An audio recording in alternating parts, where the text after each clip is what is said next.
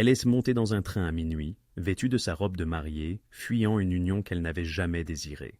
L'inconnu assis à ses côtés l'a dissimulée lorsque la sécurité est venue la chercher, sans poser de questions. Elle a cru à un simple acte de gentillesse. Ce qu'elle ignorait, c'est qu'il était un baron de la mafia, et qu'il n'avait aucune intention de la laisser partir. La dentelle blanche frottait contre les genoux d'Isabella, tandis qu'elle courait. Elle avait arraché son voile 1 heure auparavant, le jetant dans une poubelle de salle de bain à la réception. Mais la robe, mon Dieu, elle était toujours là, dissimulée sous son long manteau noir, transformant chaque pas en une marche entravée. La gare était presque déserte à minuit. Seul un sans-abri dormait sur un banc et un concierge lavait le sol à l'autre bout du quai. Les talons d'Isabella claquaient trop fort sur le béton. Elle grimaçait à chaque son. « Ils me trouveront, ils me trouvent toujours. » Son téléphone vibra dans sa poche. Elle n'a pas regardé. Elle savait que ce serait Marcus, son fiancé, ou pire, son père. Richard Ashford, l'homme qui avait orchestré ce cauchemar d'engagement. L'homme qui avait clairement fait comprendre que refuser n'était pas une option quand on devait 12 millions de dollars, 12 000 $, à sa famille.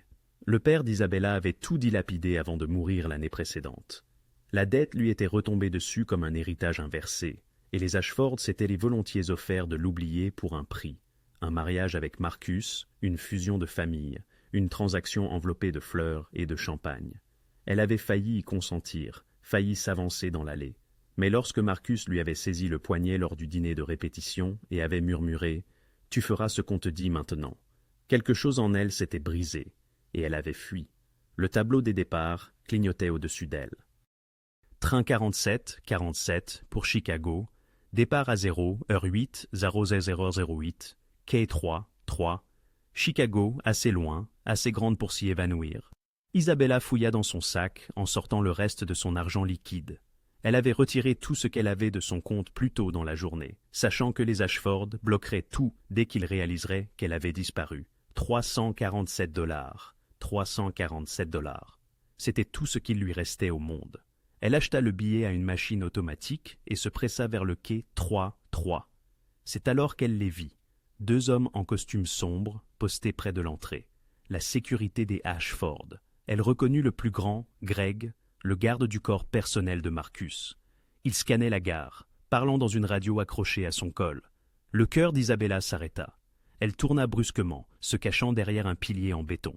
« Non, pas maintenant, pas quand je suis si près. » Le train était déjà à quai, les portes ouvertes, le moteur ronronnant à 15 mètres, 50 pieds de là. Elle devait juste y arriver sans être vue. Elle attendit que Greg regarde dans l'autre direction, puis s'élança. Son manteau voltait derrière elle, la robe s'emmêlait autour de ses jambes. Elle faillit trébucher, mais se rattrapa à une rampe. « Hé, arrêtez !» La voix de Greg résonna dans la gare.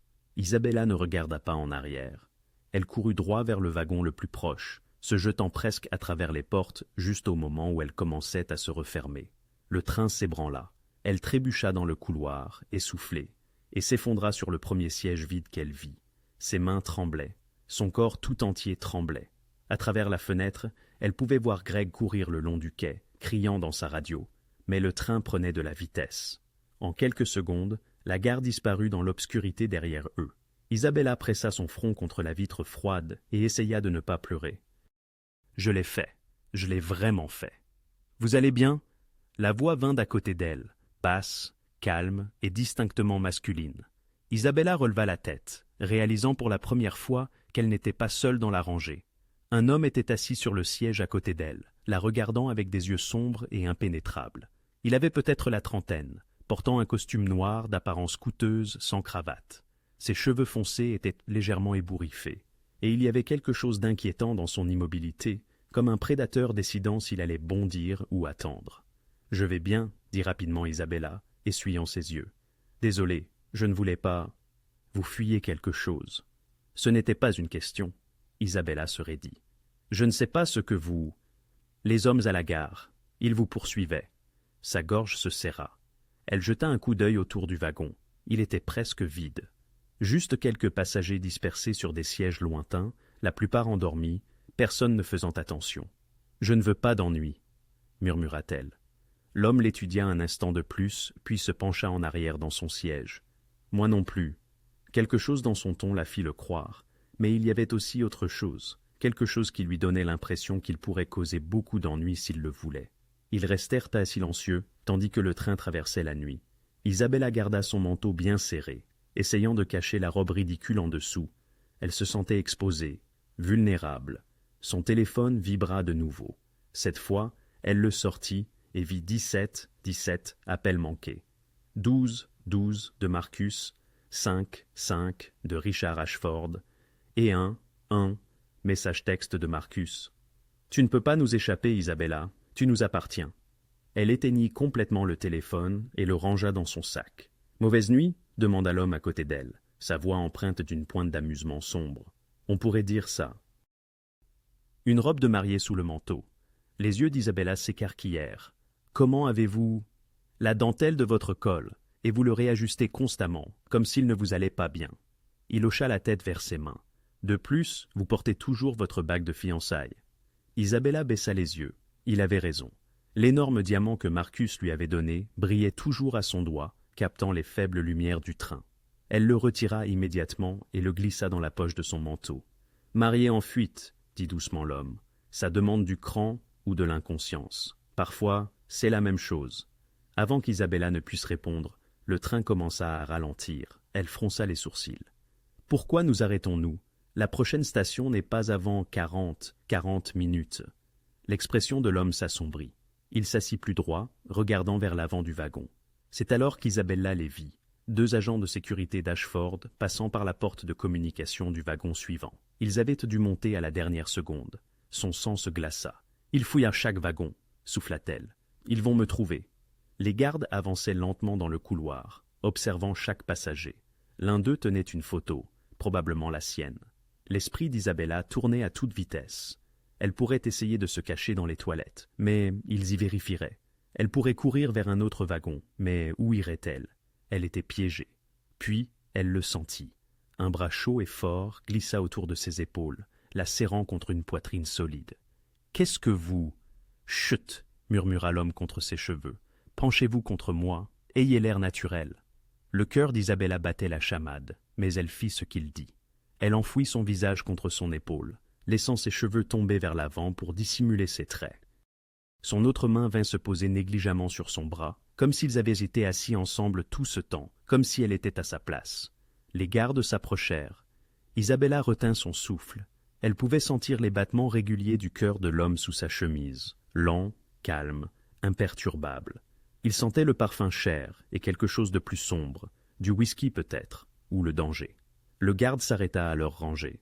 « Excusez-moi, monsieur. » Le bras de l'homme se serra légèrement autour d'Isabella. Quand il parla, sa voix était différente, plus froide, empreinte d'une autorité qui fit frissonner sa peau. « Y a-t-il un problème ?» L'un des gardes brandit la photo. « Nous cherchons quelqu'un. Avez-vous vu ?» Il s'arrêta au milieu de sa phrase. Isabella risqua un coup d'œil. Le garde fixait l'homme qui la tenait, et l'expression de son visage avait complètement changé. La couleur avait quitté ses joues. « Monsieur Douka, » balbutia le garde, « nous ne savions pas que vous étiez… » « Vous perturbez ma soirée, » dit calmement l'homme. « Je vous suggère de continuer votre chemin. »« Oui, monsieur, bien sûr. Désolé de vous déranger. » Les gardes reculèrent rapidement, trébuchant presque en se dirigeant vers l'autre wagon. Isabella attendit qu'il soit parti avant de se retirer légèrement. « Qui êtes-vous » L'homme, monsieur Douka, la relâcha et se rassit dans son siège avec le même calme troublant. « Quelqu'un dont vous devriez probablement vous tenir éloigné, » dit-il. Puis, il ferma les yeux comme si rien d'inhabituel ne s'était produit. « Mais ce soir, je suis la raison pour laquelle vous êtes encore libre. » Isabella le regarda, son esprit tourbillonnant de questions. Mais tout ce qu'elle réussit à murmurer fut « Merci ». Il n'ouvrit pas les yeux. « Ne me remerciez pas encore. » Isabella se réveilla au lever du soleil, inondant le wagon. Un instant, elle oublia où elle était. Puis, tout lui revint en mémoire. Le mariage, la fuite, les gardes. Elle s'assit rapidement, son cou raide d'avoir dormi dans une position inconfortable contre la fenêtre. Le siège à côté d'elle était vide. Monsieur Douka était parti. Isabella regarda autour du wagon. La plupart des autres passagers rassemblaient en leurs affaires, se préparant à descendre. À travers la fenêtre, elle pouvait voir la ligne d'horizon de Chicago s'élever au loin, les bâtiments captant la lumière du petit matin. Elle avait réussi. Elle était vraiment là.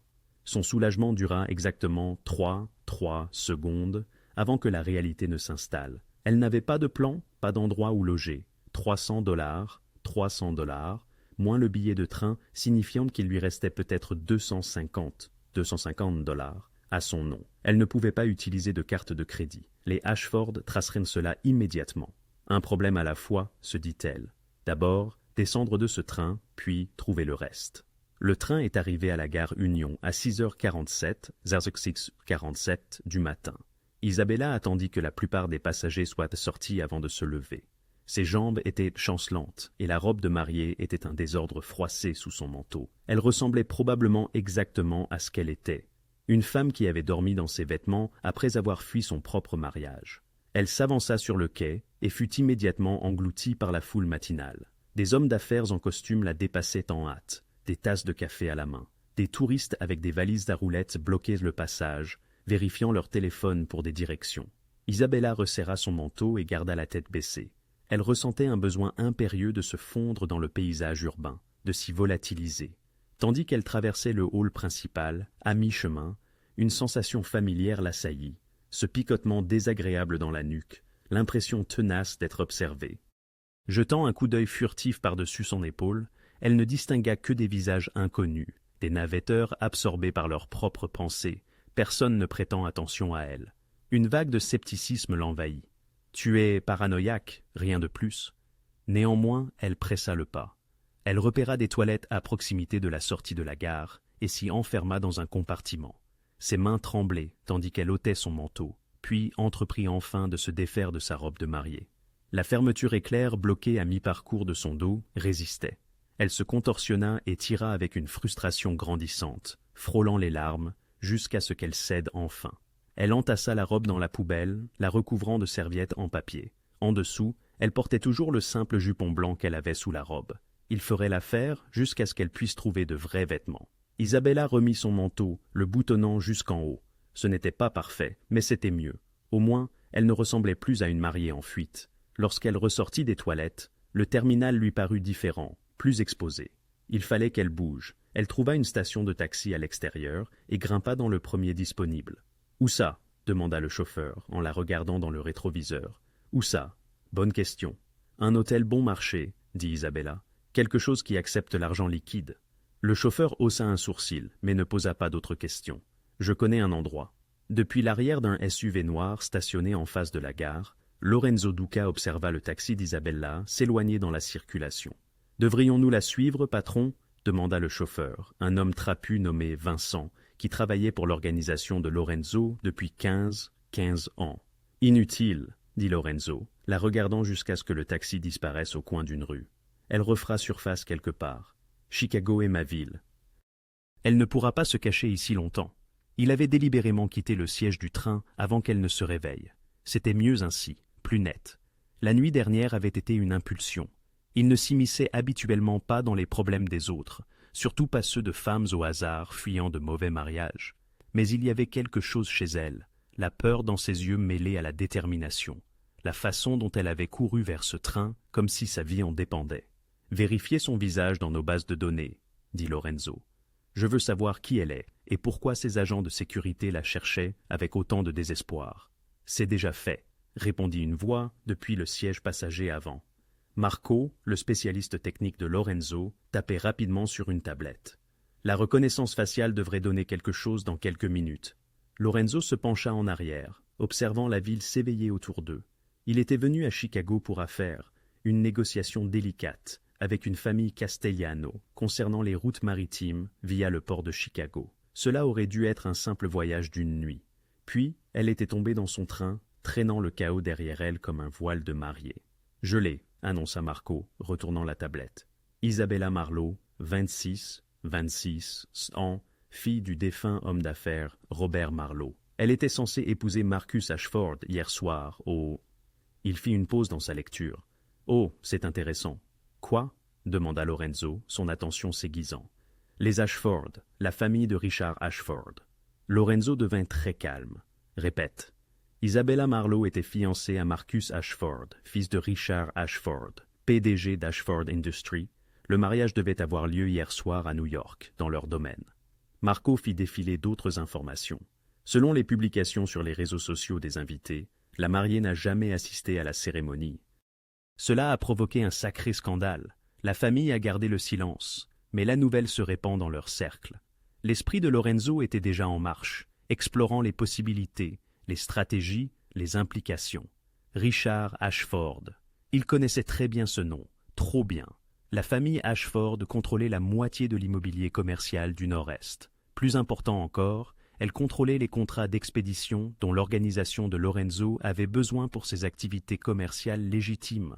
Au cours des deux dernières années, Richard Ashford avait étranglé les chaînes d'approvisionnement de Lorenzo, augmentant les coûts, rendant la vie difficile. C'était une guerre économique, subtile et légale. Le genre de combat où l'on ne pouvait pas simplement envoyer des hommes armés.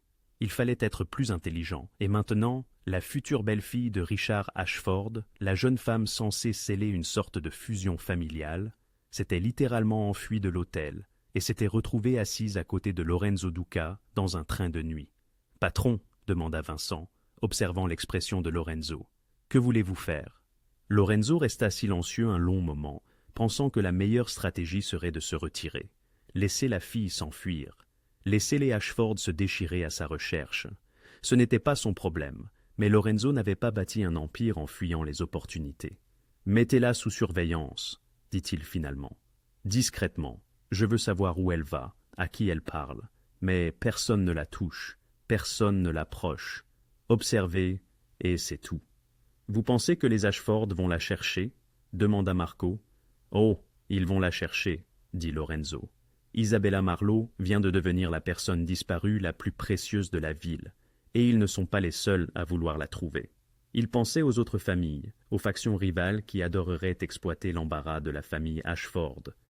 Il y avait au moins trois organisations à Chicago, seulement qui enlèveraient Isabella juste pour obtenir un levier sur Richard Ashford. La jeune femme avait fui une cage pour atterrir dans une ville pleine de prédateurs. « Monsieur, » dit Vincent avec précaution, « si vous envisagez de l'utiliser contre les Ashford, je n'envisage rien encore, » interrompit Lorenzo. « Je m'assure juste qu'elle reste en vie assez longtemps pour que je décide quoi faire d'elle. » Ce n'était pas entièrement un mensonge, mais ce n'était pas non plus entièrement la vérité. Lorenzo sortit son téléphone et passa un appel. On répondit au premier bip. « J'ai besoin d'un œil sur quelqu'un, » dit-il. « Isabella Marlowe. Trouvez où elle loge, ce qu'elle fait, et assurez-vous que personne d'autre ne l'atteigne avant moi. » Il raccrocha et regarda de nouveau vers l'entrée de la gare où il l'avait vue pour la dernière fois. « Ne me remerciez pas encore, » lui avait-il dit dans le train. Il avait le sentiment que ces mots allaient devenir très pertinents. L'auberge portait le nom du Roosevelt, bien qu'il soit improbable qu'une personne nommée Roosevelt ait jamais franchi ses portes. La peinture s'écaillait, le tapis était taché, et Isabella était à peu près sûre que quelque chose habitait les murs, à en juger par les grattements nocturnes. Mais elle était bon marché, 40 $ la nuit, en espèces seulement, 100 pièces d'identité requises. « Combien de temps restez-vous » avait demandé le réceptionniste lors de son enregistrement, 3 jours auparavant. C'était un homme âgé aux dents jaunies et à l'expression blasée. « Pas encore sûr » avait dit Isabella, glissant 200 $ sur le comptoir. Une semaine, peut-être. Le réceptionniste avait haussé les épaules et lui avait remis une clé pour la chambre 207. Aucune question posée. C'était exactement ce dont elle avait besoin. Isabella survivait avec des sandwichs de station-service et évitait les miroirs. Chaque fois qu'elle croisait son reflet, elle se reconnaissait à peine. Ses cheveux étaient emmêlés, son visage pâle. Les vêtements de créateur et le maquillage parfait de son ancienne vie lui semblaient appartenir à quelqu'un d'autre. Le quatrième jour à Chicago, elle partit à la recherche de travail. Elle ne pouvait pas rester enfermée dans cette chambre éternellement.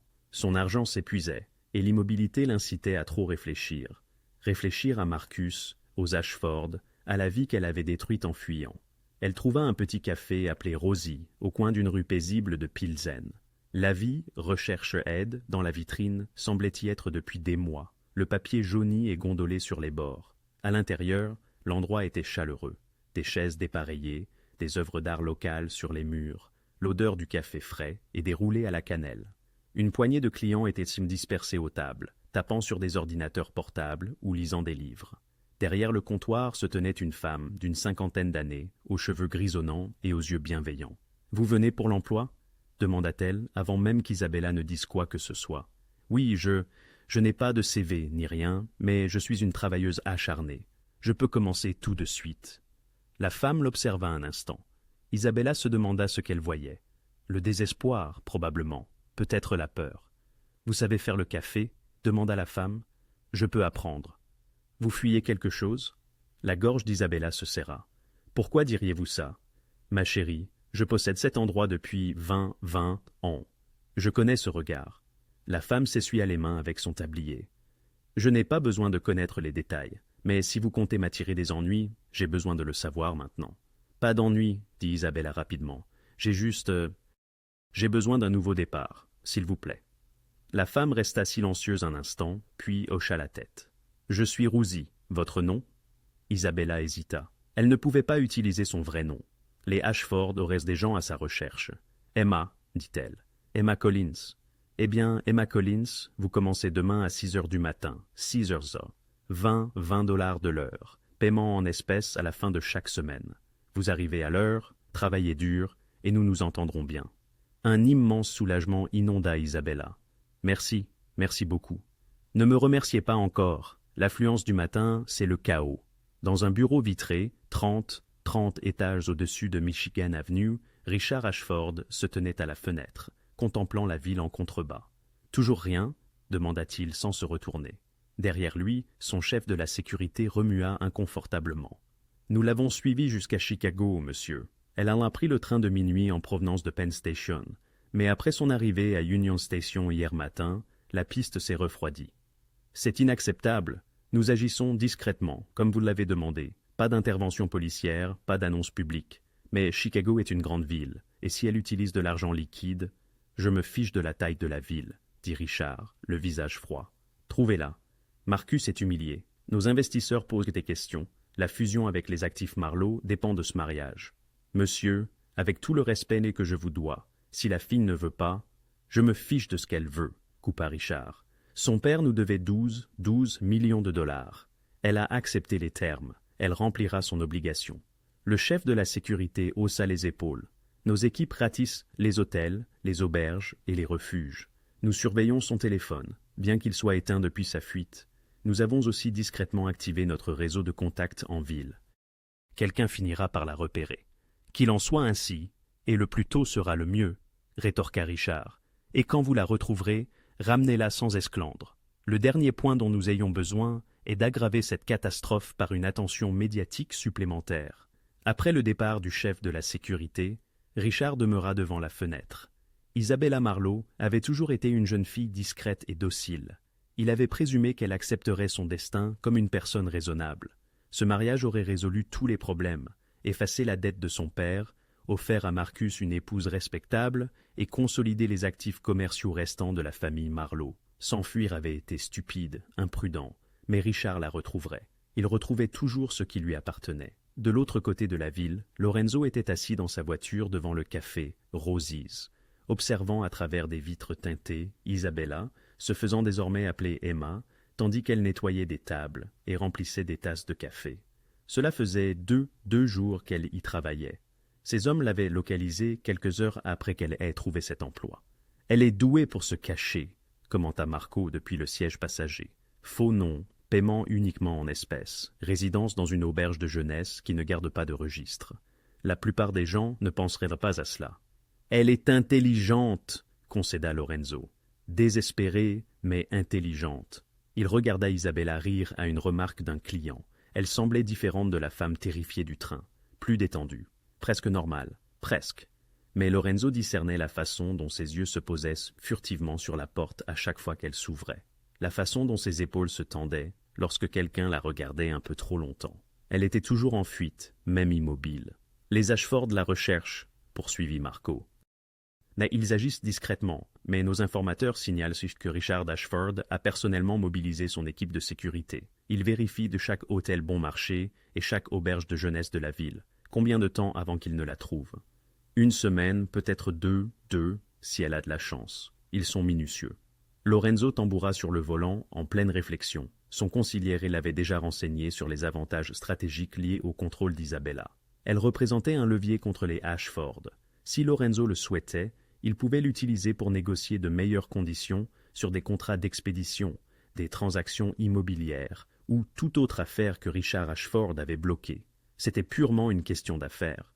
Mais en la regardant maintenant, servant du café avec ce sourire fragile, Lorenzo sentait quelque chose d'autre s'éveiller, quelque chose qui n'avait rien à voir avec les affaires. Elle avait eu le courage de s'enfuir, de choisir la liberté au détriment de la sécurité, même si cela signifiait tout perdre. Dans son monde, un tel courage était rare. « Patron » demanda Marco. « Quel était notre plan » Lorenzo resta silencieux un instant de plus. Puis, il sortit son téléphone et passa un appel. « C'est moi » dit-il quand on lui répondit. « J'ai besoin que tu organises quelque chose. L'auberge où séjourne Isabella Marlowe. Je veux qu'elle soit acquise, ordonna-t-il, un ton résolu dans la voix. Discrètement, utilise une société écran. Et je dois avoir un bien disponible à Lincoln Park. Quelque chose de sûr mais confortable. Nous la déplaçons ? Demanda Marco après que Lorenzo ait raccroché. Pas encore, mais quand les Ashford se rapprocheront, et ils se rapprocheront, je veux avoir des options prêtes. Vous la protégez. Je protège un actif, corrigea Lorenzo. Mais même en le disant, il savait que ce n'était pas entièrement vrai.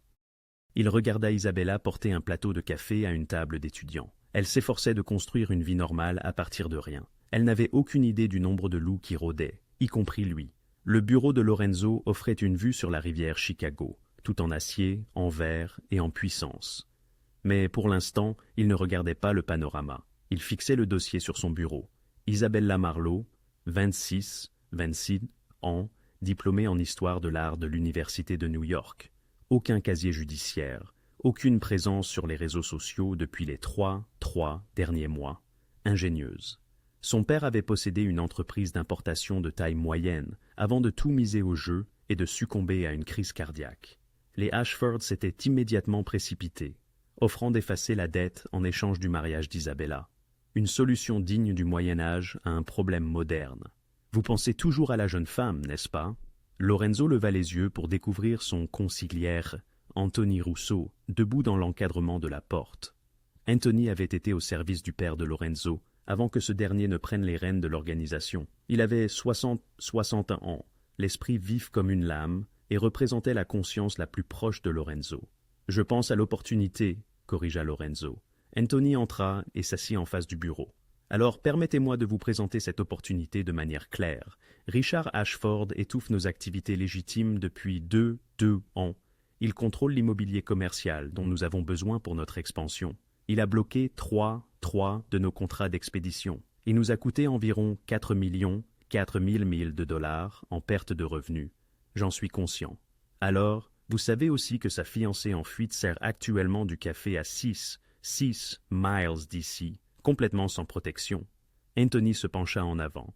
« Elle est un levier, Lorenzo, purement et simplement. Vous avez quelque chose qu'Ashford désire désespérément. Utilisez-le. Comment suggéreriez-vous que je l'utilise ? Faites-lui savoir que vous la détenez. Négociez. Échangez son retour contre tout ce dont nous avons besoin. Les contrats d'expédition, les transactions immobilières, l'accès exclusif aux installations du port de Chicago. Il acceptera n'importe quoi pour éviter l'embarras public de l'avoir perdu deux fois.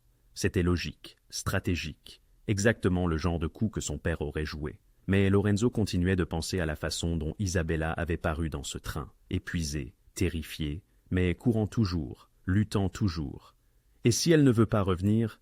demanda Lorenzo. Anthony haussa les épaules. « Depuis quand nous soucions-nous de ce que quelqu'un veut? C'est une affaire.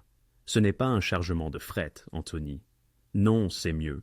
C'est un levier contre l'un de nos plus grands ennemis. » Anthony observa Lorenzo avec un regard entendu. « Mais vous ne la voyez pas comme ça, n'est-ce pas ?» Lorenzo ne répondit pas. « Patron, je vous connais depuis que vous avez 15 ans.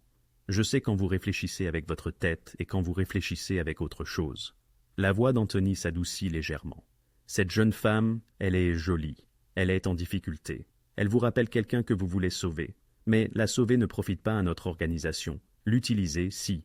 Je n'ai pas encore décidé ce que je vais faire. Alors décidez vite, car les Ashford la retrouveront bientôt. Et quand ils le feront, votre opportunité s'évanouira. » Après le départ d'Anthony, Lorenzo resta silencieux pendant un long moment. Il savait que son consiglière avait raison. Les affaires étaient les affaires. Le sentiment était un luxe qu'il ne pouvait se permettre, pas dans sa position. Son organisation comptait 200 personnes, dépendant de lui pour leur subsistance. Certaines légitimes, d'autres moins. Il ne pouvait laisser des sentiments personnels compromettre cela. Mais il ne pouvait pas chasser l'image d'Isabella dans ce train, murmurant « Merci ». Comme si ces deux mots lui coûtaient tout. Il prit une décision. Le lendemain matin, Lorenzo pénétra dans le café Rosie's à 7h15, 07h15. Le lieu était animé par la ruée matinale, le moment même auquel Anthony avait mis en garde Isabella. Les clients s'alignaient au comptoir, lançant leurs commandes. Rosie travaillait la machine à espresso, tandis qu'Isabella gérait la caisse et emballait les pâtisseries avec des gestes vifs et efficaces. Elle ne le remarqua pas tout de suite. Lorenzo commanda un café noir et trouva une table près de la fenêtre. Il sortit son téléphone, feignant de consulter ses emails, mais en réalité, il l'observait. Elle était douée pour cela. Amicale avec les clients sans être trop familière, rapide sans paraître pressée. Elle souriait, mais son sourire n'atteignait jamais tout à fait ses yeux. Un homme en costume d'affaires s'impatienta au sujet de sa commande, élevant la voix. « J'ai dit sans sucre, c'est si compliqué ?» Isabella s'excusa calmement, refait la boisson elle-même et la lui tendit avec ce même sourire fragile. L'homme ne la remercia même pas. Lorenzo sentit sa mâchoire se crisper. Il revint le lendemain et le jour d'après, commandant toujours la même chose. Un café noir, toujours assis à la même table près de la fenêtre. Il variait légèrement son heure d'arrivée pour ne pas paraître suspect. Parfois 7 heures du matin, parfois 8 heures. Une fois à 6h30, vers 6h30, lorsque le café ouvrait. Le troisième jour, Isabella le reconnut enfin. Il le vit au moment où elle se figea en se retournant de la machine à espresso et que leurs regards se croisèrent à travers le café. Reconnaissance, puis confusion, puis quelque chose qui aurait pu être de la peur. Elle ne dit rien, termina juste sa commande actuelle et la tendit à un client qui attendait. Lorenzo resta précisément 20 minutes, puis partit. Le quatrième jour, elle lui parla. « Un café noir ?» dit-elle lorsqu'il arriva au comptoir. Ce n'était pas une question, mais une affirmation. « Vous vous souvenez ?» dit Lorenzo. « Vous êtes venu tous les jours de cette semaine. » Sa voix était douce, contrôlée. Ce n'est pas une coïncidence. Peut-être que j'aime le café. Il y a 50-50 cafés plus proches de votre lieu de travail. Isabella jeta un coup d'œil vers Rosie, occupée avec un autre client. « Pourquoi me suivez-vous ? » ?»« Je ne vous suis pas. Je suis un client. Vous êtes l'homme du train, celui dont ses gardes avaient peur. » Elle garda sa voix basse, mais il y avait une pointe d'acier dessous. « Que voulez-vous » Lorenzo admira cela. Même effrayée, même acculée, elle ne reculait pas. « Boire mon café en paix, » dit-il simplement. « Je ne vous crois pas. » Sage décision.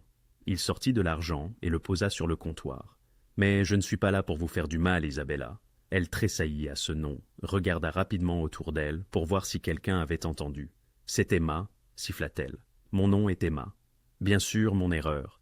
Il prit son café et retourna à sa table. Isabella le dévisagea un instant, les mains légèrement tremblantes, puis se tourna vers le client suivant. Lorenzo avait orchestré toute cette interaction. Il voulait voir comment elle réagirait sous la pression, si elle paniquerait, fuirait ou l'affronterait directement. Elle avait choisi la confrontation. Intéressant. Il la regarda travailler les 15 minutes suivantes. Elle était distraite maintenant, faisant de petites erreurs, mettant trop de mousse sur un cappuccino, rendant la mauvaise monnaie et devant la corriger. Mais elle n'avait pas fui, n'avait pas fait de scandale. Elle dévoilait une force insoupçonnée. En quittant les lieux, Lorenzo passa délibérément près du comptoir. Isabella, dos à lui, réapprovisionnait les tasses. Il percevait la tension dans ses épaules, la façon qu'elle avait de sentir sa présence sans jamais se retourner. « Tu es en sécurité ici » murmura-t-il, juste assez fort pour qu'elle l'entende. Pour l'instant. Il ne s'attarda pas sur une réponse. Dehors, Vincent l'attendait dans la voiture. « Alors, comment ça s'est passé ?» demanda Vincent alors que Lorenzo se glissait sur la banquette arrière. « Elle sait que je la surveille. Est-ce une bonne chose ?» Lorenzo hésitait. En se montrant, il avait révélé ses cartes. Elle serait désormais plus prudente, plus consciente. Mais il avait aussi établi une ligne claire. Il ne se cachait pas, ne prétendait pas. Dans son monde, cela avait un sens. « Ramène-moi au bureau », déclara Lorenzo. « Et dis à Marco que je veux des mises à jour toutes les 4 heures sur la recherche d'Isabella. Dès qu'ils sont sur le point de la trouver, Je veux être informé immédiatement. Et ensuite, interrogea Vincent. Lorenzo reporta son regard vers le café où Isabella était visible à travers la fenêtre, servant un autre client avec son sourire de façade. Ensuite, nous verrons si elle est assez intelligente pour accepter de l'aide quand elle en aura besoin, répondit Lorenzo, ou assez fière pour la refuser. Quoi qu'il en soit, le temps pressait pour décider de son véritable dessein envers Isabella Marlowe, l'utiliser comme levier contre ses ennemis ou la protéger d'eux. Sa raison penchait pour une option, mais son instinct, de plus en plus, le tirait vers une autre. Isabella comprit que quelque chose clochait dès son arrivée au café de Ross, un lundi matin. Rosie se tenait derrière le comptoir, bras croisés, son sourire chaleureux habituel remplacé par une expression froide et fermée. Le café était désert, une anomalie à cette heure. « Rosie » commença Isabella avec prudence. « Tout va bien, il faut que je te parle. » La voix de Rose était monocorde. Une anxiété grandissante envahit Isabella. Elle suivit Rosie dans le petit bureau derrière la cuisine, où la femme plus âgée referma la porte et se posta adossée à celle-ci. « Je suis désolée, Emma, ou Isabella, ou quel que soit ton vrai nom. » Le sang d'Isabella se glaça. « Ne me mens pas maintenant. » Rosie sortit une enveloppe de la poche de son tablier et la brandit. Deux hommes sont venus me voir hier après la fermeture. Très polis, très bien habillés. Ils m'ont montré une photo de toi et m'ont dit exactement qui tu es. Rosie, s'il te plaît, je peux expliquer. Ils m'ont offert 50 000 $ pour te renvoyer et leur dire où tu loges. La main de Rose tremblait légèrement en tenant l'enveloppe. 50 000 $. C'est plus que ce que je gagne en 6 mois. Le sol sembla se dérober sous Isabella. Tu leur as dit? Non, je n'ai pas pris leur argent. Rosie posa l'enveloppe sur le bureau. Mais je ne peux pas te garder ici. J'ai une entreprise à protéger. Ces gens, quels qu'ils soient, ont été très clairs sur ce qui se passerait si je ne coopérais pas. Inspection sanitaire, violation de permis. Ils ont dit qu'ils pouvaient me faire fermer en une semaine. Je comprends, murmura Isabella. Elle comprenait parfaitement. Les Ashford ne se contentaient pas de la chercher. Ils démantelaient chaque système de soutien qu'elle tentait de bâtir. « Je suis désolé, » répéta Rosie. Et cette fois, le regret était palpable dans sa voix. « Tu as l'air d'une bonne enfant. J'espère que tu vas résoudre le problème dont tu fuis, mais je ne peux pas en faire partie. » Isabella hocha la tête, peu sûre de pouvoir parler. Elle prit son manteau au porte-manteau et sortit par la porte d'entrée. L'air vif du matin lui glaça le visage. Ou peut-être était-elle simplement engourdie. Elle avait tenu exactement une semaine avant qu'il ne la trouve. Isabella passa le reste de la journée à errer sans but dans Chicago, tentant d'échafauder son prochain mouvement. Elle vérifia son téléphone, toujours éteint, mais l'alluma brièvement pour constater l'ampleur des dégâts. 63, appels manqués, et 47, messages textes. La plupart provenaient de Marcus et de son père. Un message vocal était de Richard Ashford en personne. « Isabella, c'est puéril. Tu ne peux pas te cacher éternellement. Reviens maintenant, et nous oublierons cette gêne. Continue de fuir, et je m'assurerai que tu n'aies nulle part où aller. » Elle éteignit de nouveau son téléphone, les mains tremblantes. Ce soir-là, elle retourna à l'auberge Roosevelt et découvrit un avis punaisé sur sa porte. Propriété sous nouvelle direction. Tous les résidents doivent quitter les lieux dans les 48 heures. Isabella fixa l'avis, un rire hystérique montant dans sa poitrine. Bien sûr qu'ils avaient acheté l'immeuble. Pourquoi se contenter de la trouver quand on peut détruire tout ce qui l'entoure? Elle pénétra dans sa petite chambre et s'assit sur le bord du lit affaissé. Il lui restait 230 $ en poche. Pas de travail, pas de logement dans deux jours, pas de téléphone qu'elle pouvait utiliser en toute sécurité, pas d'amis dans cette ville. Jamais elle ne s'était sentie aussi seule de sa vie. C'est alors qu'elle remarqua une enveloppe glissée sous sa porte. Isabella la ramassa avec précaution, comme si elle pouvait exploser. Aucun nom à l'extérieur. Elle l'ouvrit. À l'intérieur se trouvait une carte clé, une carte de visite et une note manuscrite. La carte de visite indiquait « Service juridique Lakewood, spécialisé en allègement de dettes et droits de la famille ». La note disait simplement « Vous avez des options. 2150 Lincoln Park West, appartement 12B, entièrement payé pour 3 mois. Sans aucune contrepartie. Vous n'avez pas à affronter cela seul. Aucune signature, aucun nom, rien pour indiquer l'expéditeur. Mais Isabella savait. Elle songea à l'homme du café, l'homme du train, Lorenzo De Luca. Elle retourna la carte clé dans ses mains, l'esprit en pleine effervescence. C'était un piège. Ça ne pouvait être que cela. Personne n'offrait d'aide sans rien attendre en retour. Personne. Mais quel choix avait-elle? Accepter une aide mystérieuse d'un homme qui effrayait les gardiens de sécurité et faisait détourner le regard, ou dormir dans la rue et attendre que les Ashford la trouvent. Aucune option ne semblait synonyme de liberté. Lorenzo reçut le message de Marco à 20, heure 47. Colis livré, aucune réponse pour l'instant. Il se tenait sur le balcon de son penthouse, un verre de whisky à la main, observant les lumières de la ville. Quelque part là-bas, Isabella lisait sa note, tenant cette carte clé, essayant de décider s'il était un sauveur ou juste un autre prédateur. Il ne lui en voulait pas de sa méfiance. « Tu t'impliques trop », dit Anthony derrière lui. Le conseiller, qui s'était introduit sans invitation, était l'une des rares personnes à pouvoir se le permettre. « Les Ashford ont trouvé son lieu de travail », expliqua Lorenzo. « Ils ont soudoyé son patron, menacé son propriétaire. Ils l'étranglent économiquement, tactique de pression classique. Donc, elle est désespérée, le moment idéal pour agir. » Anthony le rejoignit sur le balcon. « Propose-lui une protection en échange de sa coopération. Utilise-la pour négocier avec Ashford. C'est ce que je te dis tout le temps. » « J'offre une protection, sans condition. » Anthony resta un instant silencieux. « Sans condition. Elle a besoin d'aide. Je la lui fournis par pure générosité. » Le ton d'Anthony laissait transparaître qu'il n'en croyait pas un mot. « Par stratégie, » corrigea Lorenzo. « Si les Ashford la brisent, elle ne me sera d'aucune utilité. Si elle est si forte, indépendante, et me doit une faveur, c'est précieux. Et si elle refuse ton aide, alors elle refuse. » Lorenzo but une gorgée de whisky. « Je ne vais pas la forcer à quoi que ce soit. Elle en a eu assez. »« Tu n'es pas ton père, » dit Anthony d'une voix calme. « Il aurait simplement pris ce qu'il voulait et se serait préoccupé des conséquences plus tard. Mon père est mort, avec 30 ennemis et aucun allié. » Répondit Lorenzo. « J'essaie une approche différente. »« Cette approche te coûtera cher si tu n'y prends pas garde, » prévint Anthony, sortant son téléphone pour montrer un article de presse à Lorenzo. « Les Ashford sont en pleine stratégie. Ils viennent de racheter ton partenaire d'expédition à Gary, Indiana. Ils étranglent encore plus tes lignes d'approvisionnement. » Lorenzo lut l'article, la mâchoire serrée. Richard Ashford intensifiait ses actions, ce qui signifiait qu'il devenait désespéré. « Il panique, » déclara Lorenzo. « Le mariage était censé avoir lieu il y a deux semaines. Ses investisseurs posent des questions.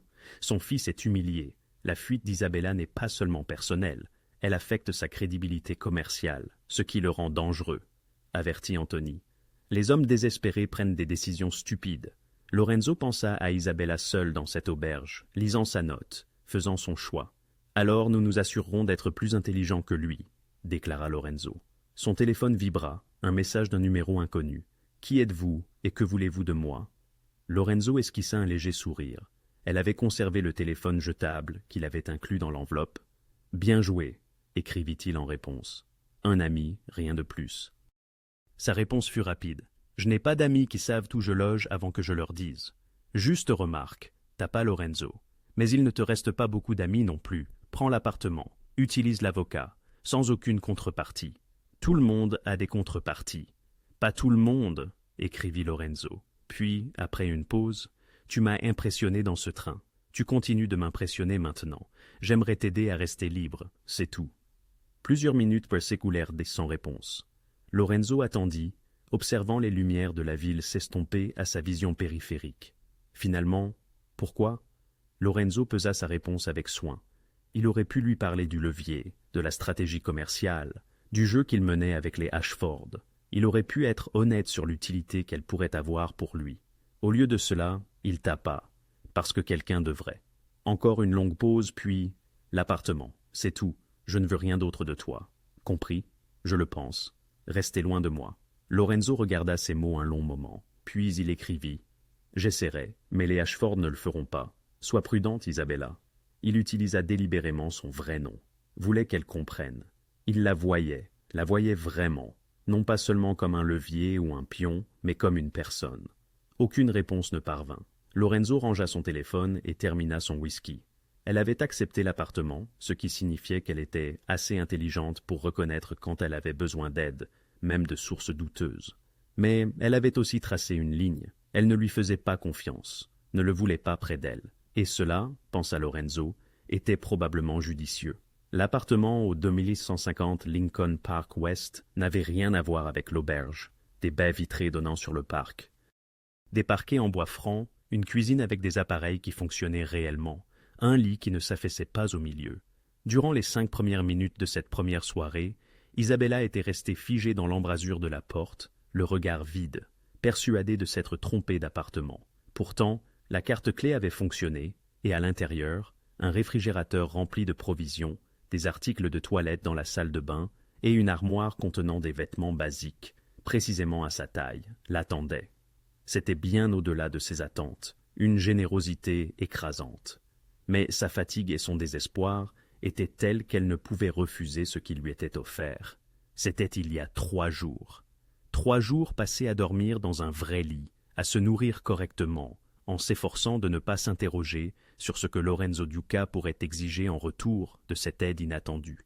Elle avait finalement contacté l'avocat dont il lui avait donné la carte. Le cabinet Lakewood Legal Services se révéla être d'une parfaite légitimité. Après avoir examiné la situation financière de son père, il l'avait assuré de leur capacité à contester les termes de l'accord Ashford. Un contrat signé sous la contrainte, lui avaient-ils expliqué, n'était pas toujours opposable. Cette révélation lui avait insufflé la première véritable lueur d'espoir qu'elle ressentait depuis des semaines.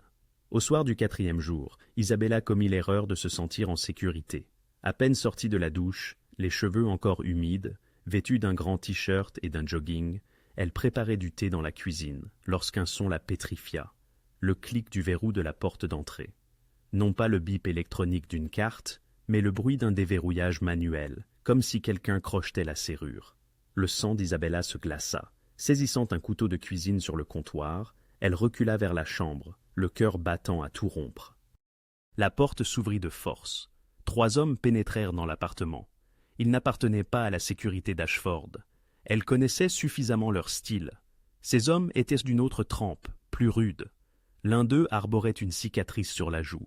Un autre portait une veste en cuir qui laissait deviner une arme dissimulée. Isabella Marlowe, prononça l'homme balafré, sa voix empreinte d'un léger accent, peut-être de Boston. Nous vous cherchions. Qui êtes-vous? Isabella tenait le couteau devant elle, s'efforçant de maintenir sa main ferme. Des amis de vos oncles, répondit l'homme en souriant, mais son regard restait impénétrable. Thomas Marlowe. Il était très inquiet pour sa nièce. Thomas Marlowe, l'oncle d'Isabella, le plus jeune frère de son père. Elle n'avait pas parlé à Thomas depuis 5 ans. Pas depuis qu'il avait tenté de convaincre son père de vendre l'entreprise familiale à ses associés. Des associés qui s'étaient révélés être des usuriers sans scrupules. « Thomas vous a envoyé ?» demanda-t-elle, cherchant à gagner du temps, son regard scrutant les issues. « D'une certaine manière, » répondit-il. « Vous voyez, vos fiançailles avec le jeune Ashford, cela ne concernait pas seulement la dette de votre père, il s'agissait du contrôle des biens de la famille Marlowe, et l'oncle Thomas pense que vous devriez peut-être prendre d'autres dispositions. »« Je ne prends de dispositions avec personne, » rétorqua Isabella. « Partez !» L'homme éclata de rire. « Ce n'est pas comme ça que ça marche, ma belle. Vous venez avec nous. Nous aurons une agréable conversation sur votre avenir, et vous signerez quelques papiers qui rendront tout le monde très heureux. » Il fit un pas en avant. Isabella lança le couteau. Le jet fut désastreux. L'arme heurta le mur sans danger, mais ce bref instant lui permit de s'enfuir. Elle se précipita vers la chambre, espérant pouvoir s'y barricader, ou peut-être s'échapper par la fenêtre. Une main lui saisit le bras, la tirant violemment en arrière. Elle hurla, se débattant, griffant le visage de l'homme. Puis, soudain, il ne la tenait plus. Il volait en arrière, s'écrasant contre la table basse avec un craquement sinistre. Isabella trébucha, perplexe, et les vit. 2 hommes en costume sombre étaient apparus de nulle part, se déplaçant avec une précision professionnelle. L'un d'eux maintenait l'homme balafré au sol, le genou sur son dos. L'autre luttait avec le 2e intrus. Le 3e homme, celui à la veste en cuir, sortit une arme. « Personne ne bouge !» hurla-t-il. Mais avant qu'il ne puisse viser, quelqu'un d'autre entra dans l'appartement. Lorenzo Duca franchit la porte comme s'il était chez lui, ce qu'Isabella réalisa avec un sursaut. Il l'était probablement. Il se déplaça rapidement, plus vite qu'elle ne l'aurait imaginé. Il saisit le poignet de l'homme armé, le tordit sèchement, et l'arme tomba au sol dans un cliquetis. Un coup de poing rapide aux côtes, puis à la gorge, et l'homme chancelait, haletant. Tout fut terminé en quelques secondes. Lorenzo repoussa l'arme du pied et se tourna vers ses hommes. « Sortez-les d'ici, découvrez qui les a envoyés et ce qu'ils savent. »« Oui, monsieur, répondirent-ils. Les deux hommes en costume entraînèrent les trois intrus hors de l'appartement avec efficacité et professionnalisme. L'un d'eux s'arrêta pour ramasser le couteau qu'Isabella avait lancé, puis il ne resta plus que Lorenzo et Isabella dans le salon dévasté. Isabella tremblait. L'adrénaline retombait, la laissant faible, sans force et prise de vertige. « Vous me surveillez, » dit-elle, sa voix plus petite qu'elle ne l'aurait voulu. « Depuis le début, vous aviez des gens qui me surveillaient. »« Oui, vous avez dit sans condition, » répondit Lorenzo avec calme. « Il n'y a pas de condition, mais je ne suis pas assez stupide pour vous laisser sans protection, alors que je sais que des gens vous recherchent. »« Mais à moins vous saviez qu'il viendrait ?»« Je savais que quelqu'un viendrait. Je ne savais pas que ce seraient des gens de votre oncle. » Lorenzo se dirigea vers la cuisine, vérifiant la serrure de la porte qui avait été crochetée. « Thomas Marlowe. Il tente de s'emparer des intérêts commerciaux restants de votre famille, depuis la mort de votre père. S'il ne peut pas vous forcer à épouser un Ashford, il essaiera de vous obliger à lui céder tous vos biens. » Isabella s'assit lourdement sur le canapé, ses jambes refusant de la soutenir. « Combien de personnes veulent s'y contrôler ma vie ?»« À mon dernier décompte, » dit Lorenzo, sortant son téléphone et tapant rapidement. « Les Ashford, votre oncle, et au moins deux familles rivales, qui vous considèrent comme un levier contre les deux. C'est insensé. C'est ce qui arrive quand vous valez 12 millions de dollars en annulation de dette et 30 millions de dollars supplémentaires en actifs. » Lorenzo remit son téléphone dans sa poche et la regarda enfin directement. « Vous n'êtes pas seulement une fiancée en fuite, Isabella. Vous êtes un atout très précieux pour des gens très dangereux. »« Je suis une personne, » dit Isabella, la colère transperçant sa peur. « Pas un atout, je le sais, » adoucit légèrement sa voix Lorenzo. « Mais eux non, c'est pourquoi vous avez besoin de protection. »« Votre protection. Ma protection, » confirma Lorenzo. « Que cela vous plaise ou non. » Isabella aurait voulu protester, le chasser, reprendre un semblant de contrôle sur sa vie. Mais elle était assez lucide pour reconnaître qu'elle n'avait plus d'option. Elle venait de voir 3 hommes armés pénétrer dans son appartement. Des hommes qui l'auraient été traînés vers on ne sait quel destin si les hommes de Lorenzo n'avaient pas été là. « Pourquoi ?» demanda-t-elle doucement. « Pourquoi m'aidez-vous » Lorenzo resta silencieux un instant, la jaugeant de ses yeux sombres et impénétrables. « Parce que je le peux, » dit-il enfin, « et parce que vous me rappelez que tout le monde ne mérite pas la vie qui lui est donnée. » Ce n'était pas une réponse complète. Isabella savait qu'il devait y avoir davantage, une stratégie, un levier, quel que soit le jeu qu'il jouait avec les Ashford, mais il y avait quelque chose dans sa voix qui sonnait presque sincère. « Je ne peux plus rester ici maintenant, » dit-elle, regardant l'appartement saccagé. « S'ils m'ont déjà trouvé une fois, vous ne restez pas ici. » Lorenzo sortit de nouveau son téléphone. « Vincent apporte la voiture. Vous venez avec moi. »« Où ?»« Dans un endroit plus sûr, mon penthouse. Sécurité 24/24. Heure sur 24/24. Accès contrôlé. Surveillance à chaque entrée. » Il rencontra son regard. « Je vous promets que personne ne vous y atteindra. » Isabella savait qu'elle devrait refuser, qu'elle devrait tracer une autre ligne, maintenir une certaine frontière entre elle et cet homme qui ne cessait d'apparaître au moment exact où son monde s'écroulait. Mais elle était aussi assez intelligente pour reconnaître quand elle était à court d'options. « Juste jusqu'à ce que les avocats règlent ma situation, » dit-elle. « Juste jusque-là, » acquiesça Lorenzo. Tous deux savaient que c'était probablement un mensonge. Le penthouse de Lorenzo occupait tout le dernier étage d'un immeuble dans le quartier de Gold Coast. Isabella sortit de l'ascenseur privé et pénétra dans un univers qui semblait tout droit sorti d'un magazine. Mobilier moderne, œuvres d'art originales aux murs, baies vitrées offrant une vue panoramique sur le lac Michigan.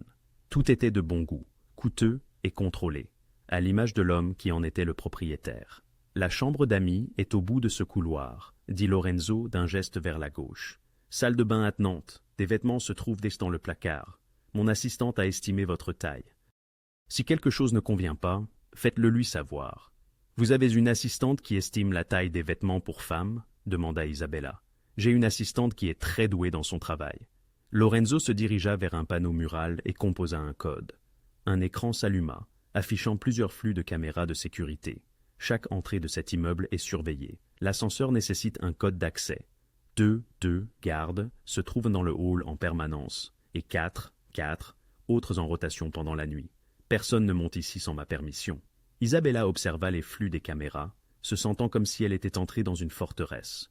En sécurité, certes, mais aussi piégée. « Vous avez pensé à tout, » dit-elle doucement. « J'y ai été obligée. » Lorenzo ferma le panneau et se tourna vers elle. Nous devons parler de votre situation, vraiment en parler.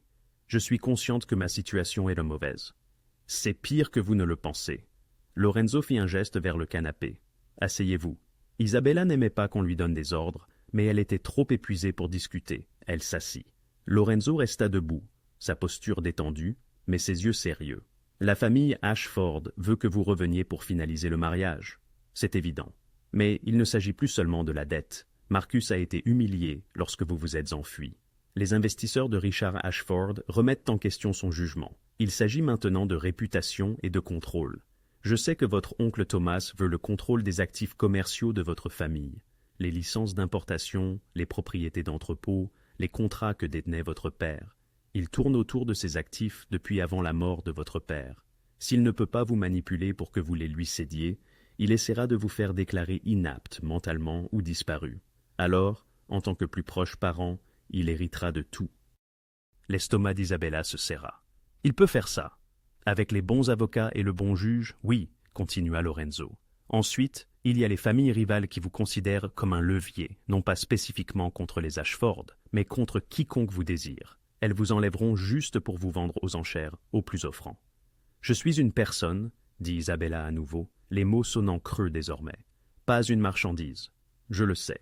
Dans leur univers, et même dans le mien, les êtres humains ne sont que des ressources. Soit on les utilise, soit on les protège.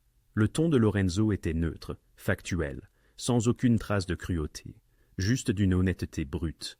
Au moment présent, des ennemis vous guettent, des adversaires dont vous ignorez tout.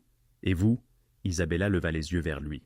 De quelle catégorie suis-je pour vous? Une ressource à exploiter ou une personne à protéger? Lorenzo soutint son regard. Je n'ai pas encore statué. Au moins, il avait le mérite d'être honnête. Les avocats que vous m'avez recommandés, reprit Isabella, peuvent-ils réellement m'aider? Ce sont les plus éminents spécialistes de la ville en matière de litiges de dettes et de droits contractuels. S'il existe un moyen d'annuler l'accord de votre père avec les Ashford, ils le trouveront. Mais cela prendra du temps, des semaines, peut-être des mois, et d'ici là, vous resterez ici, en sécurité, vivante. Lorenzo se dirigea vers le bar pour se servir un verre. Je sais que ce n'est pas la liberté, mais c'est infiniment préférable aux alternatives possibles. Isabella était sur le point de protester, de clamer qu'elle pouvait se défendre seule, mais cette nuit-là avait cruellement démontré le contraire. Elle était dépassée, prise au piège parmi des individus qui la percevaient comme un trophée à conquérir. « Pourquoi faites-vous tout cela ?» demanda-t-elle. « Et ne me dites pas « parce que je peux », car il y a manifestement bien plus. » Lorenzo prit une lente gorgée de son verre, réfléchissant. « La famille Ashford et mon organisation sont en conflit depuis des années. Ils contrôlent des ressources qui me sont indispensables. Ils m'ont causé des pertes financières, des ruptures de contrats, des occasions manquées. » Il la fixa directement. « Votre lien avec eux pourrait m'être utile, c'est la pure vérité. Donc, je suis une ressource pour vous. Potentiellement, concéda Lorenzo. Mais vous pourriez aussi être simplement une personne qui a besoin d'aide. Je suis encore en train de déterminer quelle option l'emporte. » Avant qu'Isabella ne puisse répliquer, une porte s'entr'ouvrit dans le couloir. Une petite fille, âgée d'environ 7 ou 8 ans, apparut. Elle portait un pyjama orné d'étoiles et de lunes. Ses cheveux sombres, tout comme ceux de Lorenzo, encadraient des yeux vifs et intelligents. « Oncle Enzo !» La fillette s'arrêta en apercevant Isabella. « Oh, tu as de la visite. » L'attitude de Lorenzo changea du tout au tout. L'homme d'affaires glacial et calculateur laissa place à une tendresse manifeste. « Sophia, tu es censée dormir. J'ai entendu l'ascenseur. » Sophia s'approcha de Lorenzo, qui la souleva sans effort, malgré ses protestations qu'elle était trop âgée pour ça. « Qui est-ce ?»« Voici Isabella, » dit Lorenzo. « Elle va rester avec nous quelque temps. Isabella, je te présente ma nièce, Sophia. »« Bonjour, » dit Isabella, esquissant un sourire malgré tout. Sophia l'observa avec une intensité qui lui rappela étrangement Lorenzo. « Es-tu ennuyée, Sophia ?» l'avertit doucement Lorenzo. « Non, ça va, » dit Isabella. « Oui, j'ai un petit problème. Votre oncle m'aide. »« Il est très doué pour ça, » dit Sophia d'un ton pragmatique. « Il a aidé ma maman aussi, quand les méchants sont venus. » La mâchoire de Lorenzo se tendit imperceptiblement. Isabella se demanda quelle histoire se cachait derrière ces mots, mais ne posa pas la question. « Pourquoi es-tu encore éveillé ?» demanda Lorenzo, redirigeant la conversation. « Je n'arrivais pas à dormir. Je peux montrer mes dessins à Isabella ?» Il est tard. Je t'en prie, juste 5 minutes. Lorenzo regarda Isabella, un point d'interrogation silencieux dans les yeux. Elle se surprit à acquiescer. 5 minutes, dit Lorenzo en déposant Sofia. Puis au lit. Sofia attrapa la main d'Isabella et l'entraîna vers le couloir. Viens, j'ai dessiné le lac aujourd'hui, et des oiseaux, et oncle Enzo. Mais il a l'air grincheux sur tous les dessins parce qu'il est toujours grincheux. Je ne suis pas grincheux, cria Lorenzo derrière eux. Si, vous l'êtes. Sofia rit, et le son était si pur, si ordinaire, qu'Isabella sentit quelque chose de tendu dans sa poitrine se relâcher légèrement. La chambre de Sofia était peinte en lavande, et des étoiles phosphorescentes ornaient le plafond. Des dessins recouvraient un mur entier, certains, visiblement issus de l'école, d'autres plus élaborés. Isabella distingua des esquisses du lac, de la ville, et de ce qui était probablement un Lorenzo renfrogné. « Celui-ci est mon préféré, » dit Sofia, désignant un dessin de jardin. « Maman et moi avions un jardin avant qu'elle ne tombe malade. »« C'est magnifique, » dit Isabella doucement. « Aimes-tu dessiner » demanda Sofia. « Oui, j'aimais bien. Je n'ai pas dessiné depuis un moment. Tu devrais dessiner avec moi demain. » Sofia s'assit sur son lit, paraissant soudain beaucoup plus jeune. « C'est parfois ennuyeux ici. Oncle Enzo travaille énormément. Et Madame Chen, elle est gentille, mais elle est âgée et n'aime pas la peinture au doigt. » Isabella sourit véritablement cette fois. « J'aime la peinture au doigt. »« Vraiment ?» Le visage de Sofia s'illumina. « On peut le faire demain. J'ai toutes les couleurs. »« On verra, » dit Isabella, ne voulant pas faire de promesses qu'elle ne pourrait pas tenir.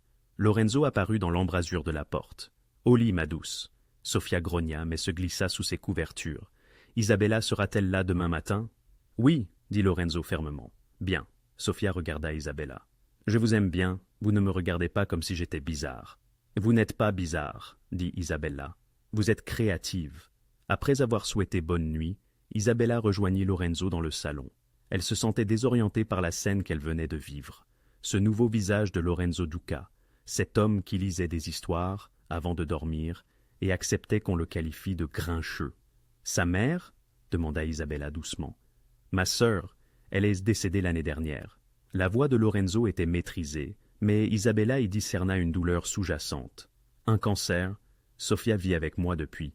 C'est tout un ajustement. » Isabella pensa à la petite fille qui avait perdu sa mère, vivant dans cette magnifique forteresse avec un oncle évoluant dans l'ombre. « Elle semble heureuse, » suggéra Isabella. « J'essaie. » Lorenzo croisa son regard. « Les enfants ne devraient pas payer pour les choix des adultes. Elles méritent la sécurité, la stabilité, une vie normale, tout comme Isabella l'avait mérité avant que les dettes de son père ne détruisent tout. « Merci, » dit Isabella, « de me laisser rester. Merci à Sofia. Elle est la seule raison pour laquelle je suis supportable. » Lorenzo fit un geste vers la chambre d'amis. « Reposez-vous. Demain, nous commencerons à trouver un moyen de vous rendre votre vie. » Isabella hocha la tête et se dirigea vers la pièce qu'il lui avait indiquée. Alors qu'elle fermait la porte, elle entendit Lorenzo au téléphone, parlant à voix basse et sèche de rotation de sécurité et d'évaluation de menaces. Elle vivait chez un chef de la mafia, protégée par des criminels, entourée de dangers. Mais pour cette nuit, au moins, elle était en sécurité. Isabella fut réveillée par le son de voix élevée. Cela faisait 3 jours qu'elle séjournait dans l'attique de Lorenzo, adoptant une routine étrange. Les matins, avec Sofia, entre peinture au doigt, dessins et conversations sur tout, sauf le danger extérieur. Les après-midi consacrés à l'examen de documents légaux avec les avocats engagés par Lorenzo. Les soirées solitaires, à contempler les lumières de la ville et à se demander quand sa vie avait basculé de manière aussi irrémédiable. Mais ce matin était différent. Elle entendait Lorenzo au téléphone dans son bureau, sa voix perçante et irritée, d'une manière qu'elle ne lui avait jamais entendue. Isabella enfila une robe de chambre et se glissa dans le couloir. Sofia était déjà à table avec Madame Chun, la gouvernante âgée, mangeant ses céréales en fredonnant. La porte du bureau de Lorenzo était légèrement entr'ouverte. Isabella savait qu'elle ne devrait pas écouter, mais quelque chose dans le ton de sa voix l'arrêta net. « Combien de contrats ?» demanda Lorenzo. « Les 3. Cela représente 2 millions de dollars de revenus, Anthony. » Évanoui du jour au lendemain. Une pause, tandis que son interlocuteur parlait. « Je sais exactement pourquoi ça se produit !» s'écria Lorenzo. « Richard Ashford passe à l'offensive.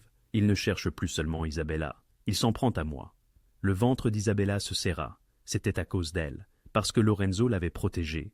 Elle poussa la porte. Lorenzo leva les yeux, son expression se durcissant en la voyant. « Je vous rappelle, dit-il, mettant fin à l'appel. Vous devriez vous reposer. Que se passe-t-il? Demanda Isabella en entrant. Rien qui doive vous inquiéter. Ne faites pas ça. Ne me rejetez pas. Elle croisa les bras. Je vous ai entendu. Les Ashford s'en prennent à vos affaires. Lorenzo resta silencieux un instant, puis lui fit signe de fermer la porte. Lorsqu'elle l'eut fait, il afficha plusieurs documents sur l'écran de son ordinateur. 3 contrats de transport annulés au cours des 48 dernières heures, expliqua-t-il. Tous proviennent d'entreprises ayant des liens financiers avec Ashford Industries. 2 de mes permis d'entrepôt font subitement l'objet d'une enquête pour des violations de zonage qui n'existent pas. Et ce matin, j'ai reçu des appels de 4 investisseurs s'interrogeant sur mon instabilité. Instabilité! Quelqu'un avait répandu des rumeurs, qu'il hébergeait une fugitive, qu'il était impliqué dans un enlèvement, que son jugement était altéré. Le ton de Lorenzo était posé, mais Isabella percevait la colère sous-jacente. C'est une attaque coordonnée. Richard Ashford déploie toutes ses ressources pour me faire pression. À cause de moi, dit Isabella doucement, il sait que je suis ici. Il le suspecte. Il ne peut pas le prouver, mais c'est suffisant pour qu'il me rende la vie difficile. Lorenzo ferma son ordinateur portable. C'est une guerre d'entreprise, majoritairement légale, mais efficace. Isabella se sentit nauséeuse. Combien cela vous coûte-t-il? Est-ce important? Oui, c'est important. Vous perdez de l'argent parce que vous m'avez aidé. Vous perdez des contrats. Des investisseurs vous remettent en question. Sa voix se brisa. Cela n'en vaut pas la peine. Je n'en vaux pas la peine. Lorenzo se leva et traversa le bureau, s'arrêtant juste devant elle. Ne dites pas ça. C'est la vérité. Vous devriez me rendre à eux. Appelez Richard Ashford et... Stop. La voix de Lorenzo était ferme. Je ne vous livrerai à personne. Et cette guerre avec Ashford, elle était inévitable de toute façon. Vous n'avez fait qu'accélérer le calendrier. Que voulez-vous dire? Lorenzo resta silencieux un instant, choisissant ses mots avec soin. Richard Ashford et moi nous tournons autour depuis des années. Il contrôle des ressources dont j'ai besoin. Je contrôle un territoire qu'il désire. Finalement, l'un de nous allait passer à l'action. Il se trouve qu'il a bougé le premier parce que je lui en ai donné une raison. Parce qu'il est désespéré, corrigea Lorenzo. Les fiançailles de son fils ont explosé publiquement. Ses investisseurs doutent déjà de la stabilité familiale. Il ne réfléchit plus de manière stratégique. Il agit par fierté et par panique. Cela le rend dangereux, mais cela le rend aussi vulnérable. Isabella étudia son visage, essayant de comprendre. Vous ne faites pas que vous défendre. Vous préparez quelque chose. Je planifie toujours quelque chose. Lorenzo sortit son téléphone et lui montra un document. Vous voyez ça? C'est l'acte de propriété d'un terrain à Gary, Indiana. Ashford Industries l'utilise comme son centre de distribution principal pour le Midwest. J'ai acquis le bâtiment ce matin via une société écran. Ils ignorent encore que je suis le propriétaire. Que se passera-t-il quand ils le découvriront? Leur bail est renouvelable le mois prochain. Je vais tripler le loyer. Incapable de payer, je les expulserai et le louerai à leurs concurrents. Lorenzo fit défiler un autre document. Et voici une liste des prêts commerciaux d'Ashford en cours. 14 millions de dollars, 14 000 dollars, répartis sur 3 banques. Je rachète la dette. Les yeux d'Isabella s'écarquillèrent. Tu rachètes la dette? Une fois que je la détiens, je dicte les conditions. Je peux l'exiger, la restructurer, formuler des exigences. C'est un levier. Le sourire de Lorenzo était glacial. Richard Ashford voulait jouer à la guerre économique. Je ne fais que jouer au même jeu, mais en mieux. Cela va le détruire. Cela va l'obliger à négocier. Lorenzo rangea son téléphone. Je n'essaie pas de détruire la famille Ashford. J'essaie de les faire te laisser tranquille, et la meilleure façon d'y parvenir est de rendre la traque plus coûteuse que l'abandon. Isabella s'effondra dans la chaise près de son bureau, l'esprit en ébullition. Je ne voulais pas de cela. Je ne voulais pas être la raison d'une guerre corporative. Tu n'es pas la raison. Tu es le catalyseur. Lorenzo s'adossa à son bureau. Mais je ne te mentirai pas. Oui, cette situation m'avantage. Si je peux utiliser ta position pour négocier de meilleures conditions avec Ashford, je le ferai. C'est la réalité de mon monde. Alors, je suis utilisé par tout le monde, dit Isabella sans détour. Les Ashford veulent t'utiliser pour sécuriser des actifs et sauver la face. Ton oncle veut t'utiliser pour voler ton héritage. Et oui, je veux utiliser ta situation pour obtenir un avantage sur mes ennemis. Il marqua une pause. Mais je suis le seul qui essaie aussi de te maintenir en vie et libre. Cela compte pour quelque chose. Isabella détestait qu'il ait raison. Que se passe-t-il quand cela sera terminé, quand les Ashford reculeront ou que tu auras obtenu ce que tu veux d'eux? Je ne sais pas, admit Lorenzo. Nous le découvrirons ensemble. Avant qu'Isabella ne puisse répondre, le téléphone de Lorenzo sonna. Il jeta un coup d'œil à l'écran et fronça les sourcils. « Je dois prendre ça, c'est Marco. » Il répondit, écouta un instant, et son expression s'assombrit. « Quand? Où? Non, ne touche à rien, j'arrive. » Il raccrocha et commença immédiatement à bouger, saisissant sa veste sur le dossier de sa chaise. « Qu'est-ce qui ne va pas ?» demanda Isabella. « L'un de mes entrepôts vient d'être perquisitionné. Agents fédéraux, mandat de perquisition. Le grand jeu, la mâchoire de Lorenzo était serrée. C'est encore Ashford qui fait monter les enchères. Il a dû alerter les forces de l'ordre, prétendu que j'étais impliqué dans quelque chose d'illégal. « L'es-tu » Lorenzo s'arrêta et la regarda directement. « Mes entreprises sont principalement légitimes maintenant, mais j'ai un passé, Isabella, et Richard Ashford sait exactement quelle corde tirer pour me rendre la vie difficile. Que dois-tu faire? Gérer cela, maîtriser la situation, m'assurer que rien ne remonte à ce qui compte vraiment. » Lorenzo se dirigea vers la porte, puis marqua une pause. « Reste dans le penthouse, ne va nulle part. Sophia est à l'école. Madame Chun sera là. Vincent est dehors si tu as besoin de quoi que ce soit. Lorenzo. » Isabella l'appela. « Sois prudent. » Il se retourna vers elle, quelque chose d'indéchiffrable dans son expression. « Je suis toujours prudent. » Après son départ, Isabella resta seule dans son bureau, entourée des preuves de la guerre qu'elle avait involontairement déclenchée. Elle avait fui une cage pour atterrir au milieu d'un champ de bataille. Et le pire, c'est qu'elle commençait à se soucier du côté qui allait gagner. Plus tard cet après-midi-là, Isabella était assise avec les avocats lors d'une visioconférence. Ils expliquèrent que contester l'accord de dette de son père était possible, mais compliqué. Les Ashford avaient des documents, des signatures, des témoins.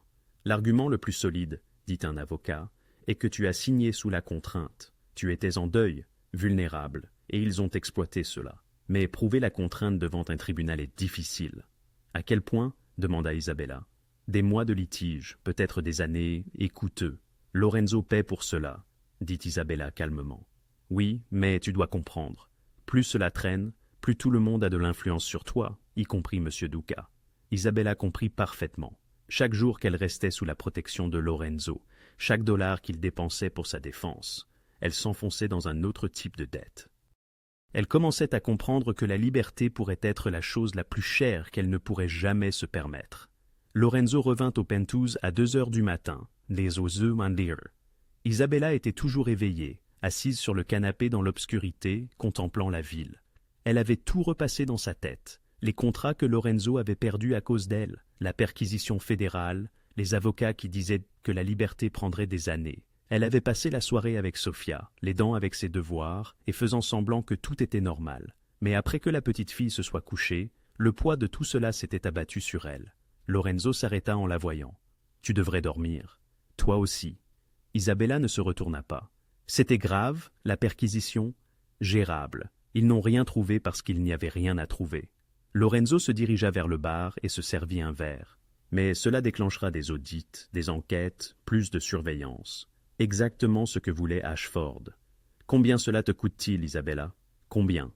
Elle se tourna finalement vers lui. « Des chiffres réels, pas les réponses polies que tu me donnes. » Lorenzo garda le silence un instant, puis s'assit en face d'elle. Les contrats annulés, 2 millions de dollars, 2000 dollars, ce trimestre. L'attention fédérale me coûtera un autre million de dollars, 1000 dollars, en frais juridiques et de conformité. La propriété que j'ai achetée pour faire pression sur Ashford a coûté 14 millions de dollars, 14 000 dollars. Les avocats travaillant sur ton dossier coûtent environ 50 000 dollars, 50 000 dollars par mois. Isabella fit le calcul, se sentant mal. 17 millions de dollars, 17 000 dollars. Tu as dépensé ou perdu 17 millions de dollars, 17 000 dollars, en moins de 2 semaines à cause de moi. À cause de la situation, corrigea Lorenzo.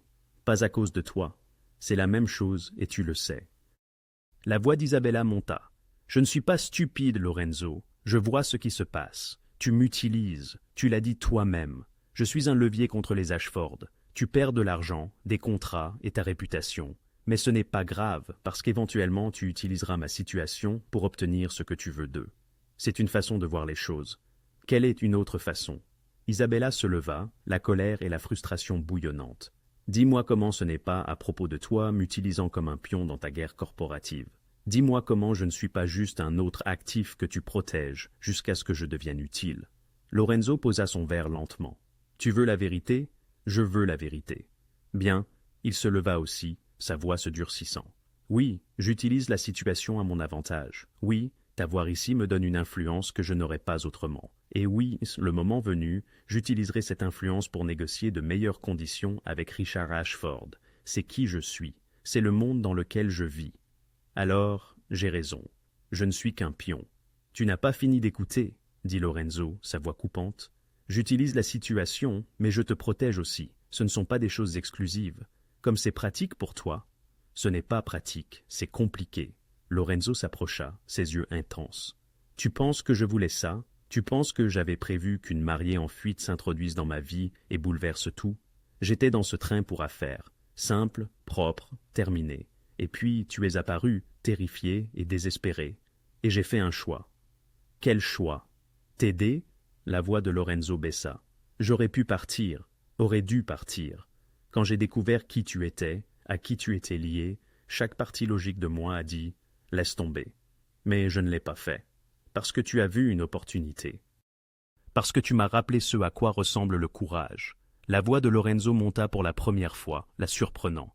Tu n'avais rien, pas d'argent, pas de plan, pas de soutien, et tu as quand même fui. Tu as choisi l'inconnu plutôt qu'une cage. Sais-tu à quel point c'est rare? Isabella le fixa, sa colère faiblissant. La plupart des gens dans mon monde, continua Lorenzo, sa voix maintenant rauque, auraient appris le chemin facile. Épousé le riche, vécu dans le luxe, fait semblant d'être heureux, mais toi non.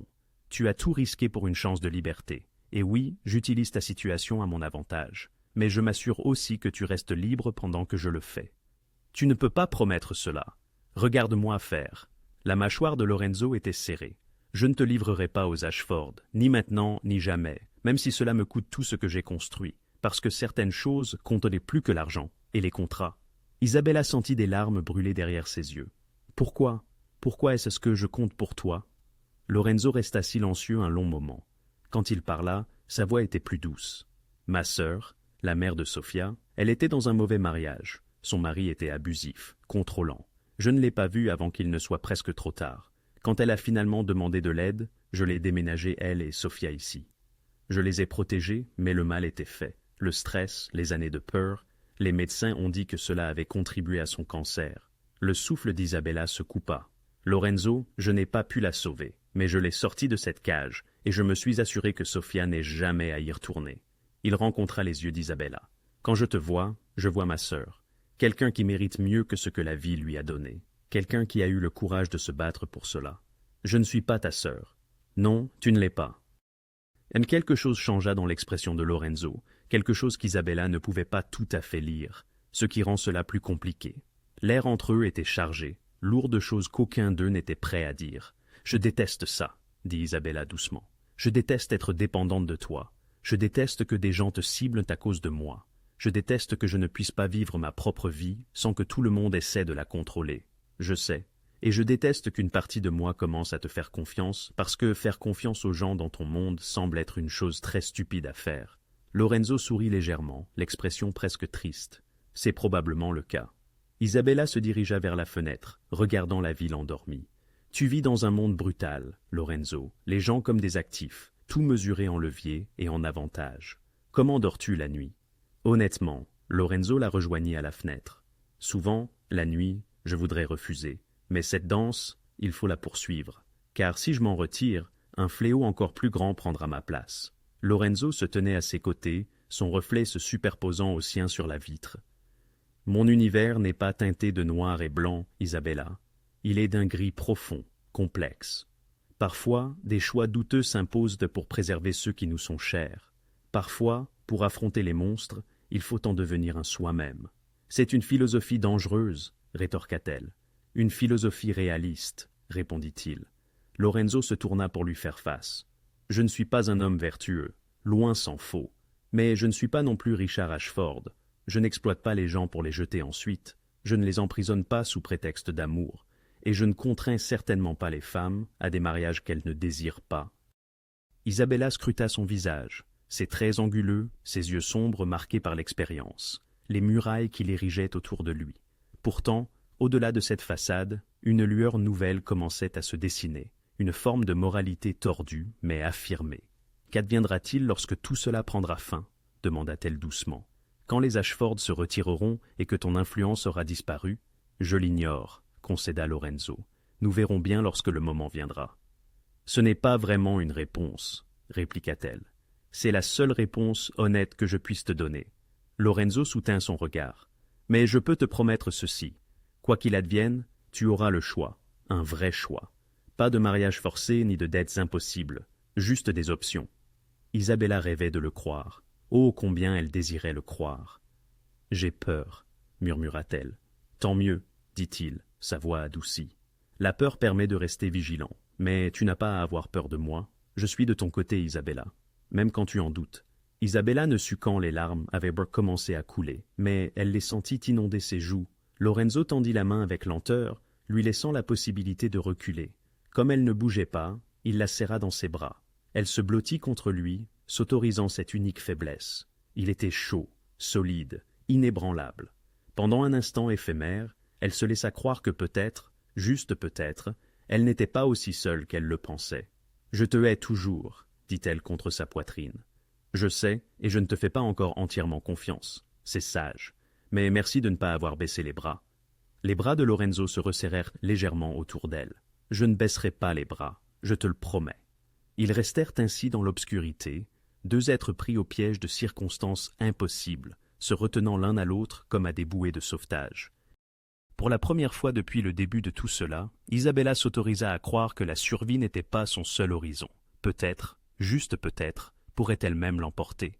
Le gala de la Fondation Sinclair représentait l'événement mondain le plus attendu de la saison. L'élite de Chicago convergeait dans une salle de bal scintillante, feignant un intérêt pour la charité tout en jaugeant discrètement l'opulence et l'influence de chacun. En marge de la foule, Isabella se tenait, vêtue d'une robe bleu nuit que l'assistante de Lorenzo avait choisie. Elle tombait à la perfection, élégante sans être ostentatoire. Ses cheveux étaient relevés, son maquillage discret. Elle semblait à sa place, même si elle ne se sentait pas telle. « Respire !» murmura Lorenzo à ses côtés, impeccablement vêtu d'un smoking noir, son allure dévastatrice. « Tu as ta place ici, tout le monde te regarde, laisse-les. » Lorenzo saisit 2 flûtes de champagne d'un plateau et lui en tendit une. « La moitié te dévisage parce que tu es magnifique. L'autre moitié, parce qu'ils ont entendu les rumeurs. Dans tous les cas, tiens la tête haute. » Une dizaine de jours s'étaient écoulés depuis leur affrontement. 10 jours de manœuvres juridiques prudentes, de planification stratégique et de Lorenzo enseignant à Isabella les rouages de son univers.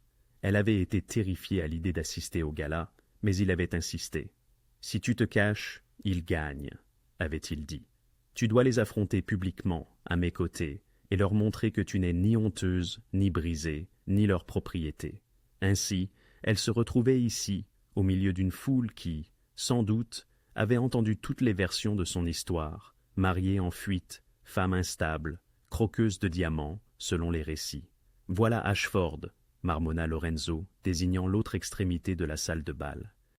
Richard Ashford se tenait avec un groupe d'hommes d'affaires, ses cheveux argentés impeccablement coiffés, son expression empreinte d'assurance. Marcus était à ses côtés, visiblement mal à l'aise dans son smoking.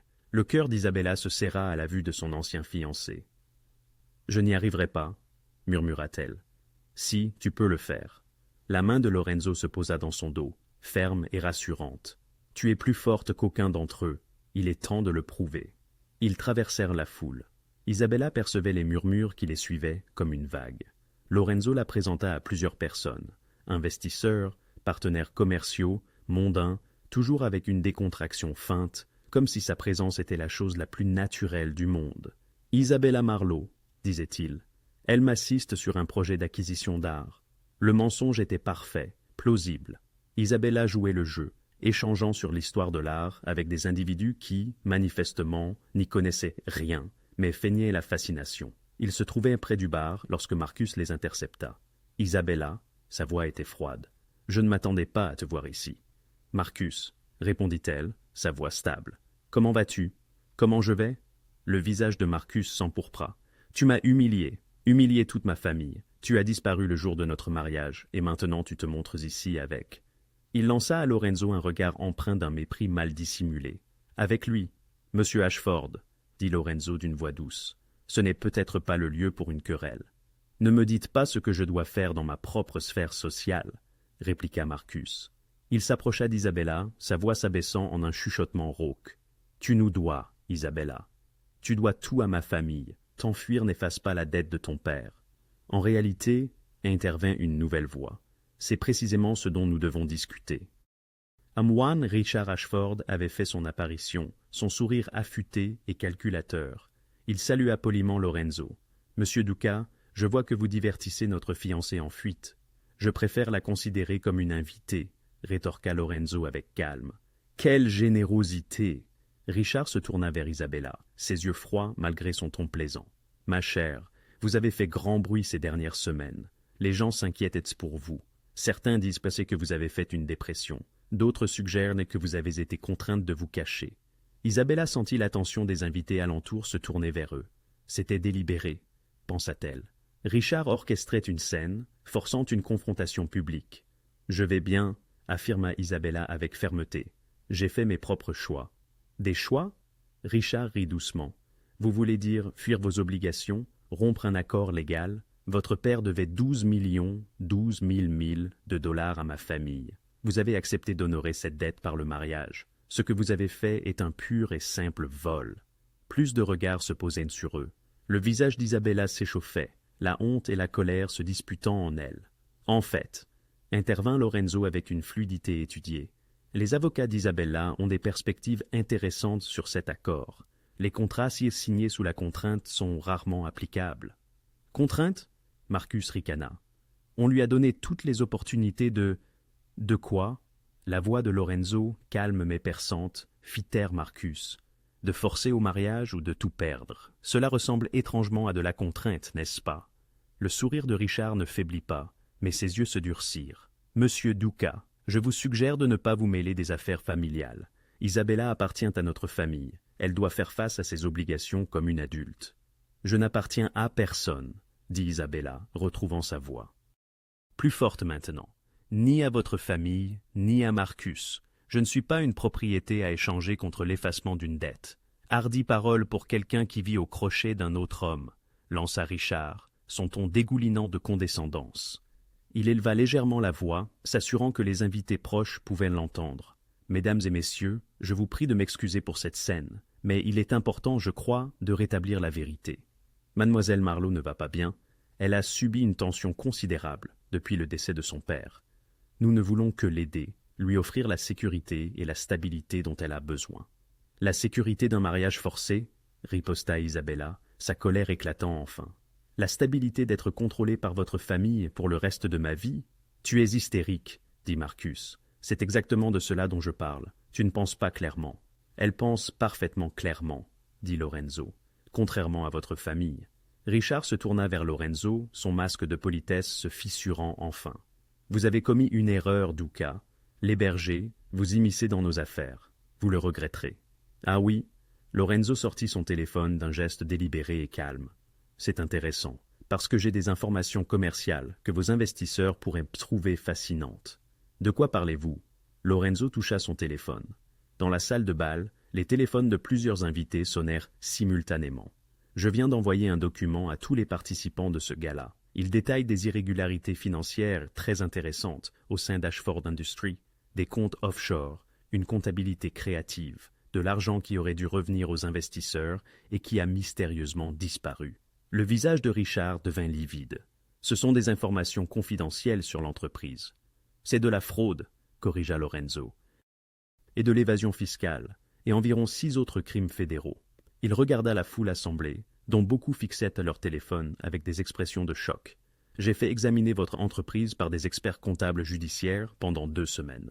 Il s'avère que lorsque vous mettez la pression sur la mauvaise personne, elle vous la retourne. » Isabella observa, stupéfaite, la dynamique sociale changer en temps réel. Des investisseurs qui, quelques instants auparavant, étaient sympathiques à Richard, reculaient désormais, le regardant avec suspicion. Les murmures se propagèrent dans la salle de bal, comme un incendie de forêt. « Vous mentez, » dit Marcus désespérément. « C'est faux, c'est très réel, » dit Lorenzo calmement. « Et cela a déjà été envoyé à la SEC, à l'IRS et à plusieurs journalistes financiers. D'ici lundi matin, Ashford Industries sera sous enquête. Le cours de votre action chutera. Vos investisseurs s'enfuiront. Richard semblait avoir été frappé. Vous nous avez détruits. Non, dit Lorenzo doucement. J'ai simplement montré à tout le monde ce que vous êtes réellement. Vous vouliez jouer la carte de la force avec Isabella. L'étrangler économiquement. La forcer à retourner dans une cage. Je ne fais que vous rendre la pareille. La pièce était maintenant silencieuse. Chaque regard était braqué sur elle. Des larmes montaient aux yeux d'Isabella, non par tristesse, mais par un sentiment de libération et de justice rendue. Richard Ashford, l'homme qui avait emprisonné sa vie durant des mois, paraissait soudainement insignifiant, dénué de tout pouvoir. « Laissez-la tranquille », déclara Lorenzo, sa voix résonnant distinctement à travers la salle de bal. « Renoncez à vos prétentions, partez d'ici, et peut-être, mais seulement peut-être, envisagerai-je de ne pas dévoiler le reste de ce que j'ai découvert. » Un murmure parcourut la foule. « Il y a autre chose. » La mâchoire de Richard se crispa silencieusement. Marcus, partagé entre son père et Isabella, affichait un visage rougi de honte et de colère. Finalement, Richard prit la parole, sa voix tendue d'une rage à peine contenue. « Ce n'est pas fini. »« Si !» répliqua Isabella, sa voix, forte et claire, la surprenant elle-même. « C'est terminé. » Richard tourna les talons et quitta la pièce, Marcus le suivant comme un chien battu.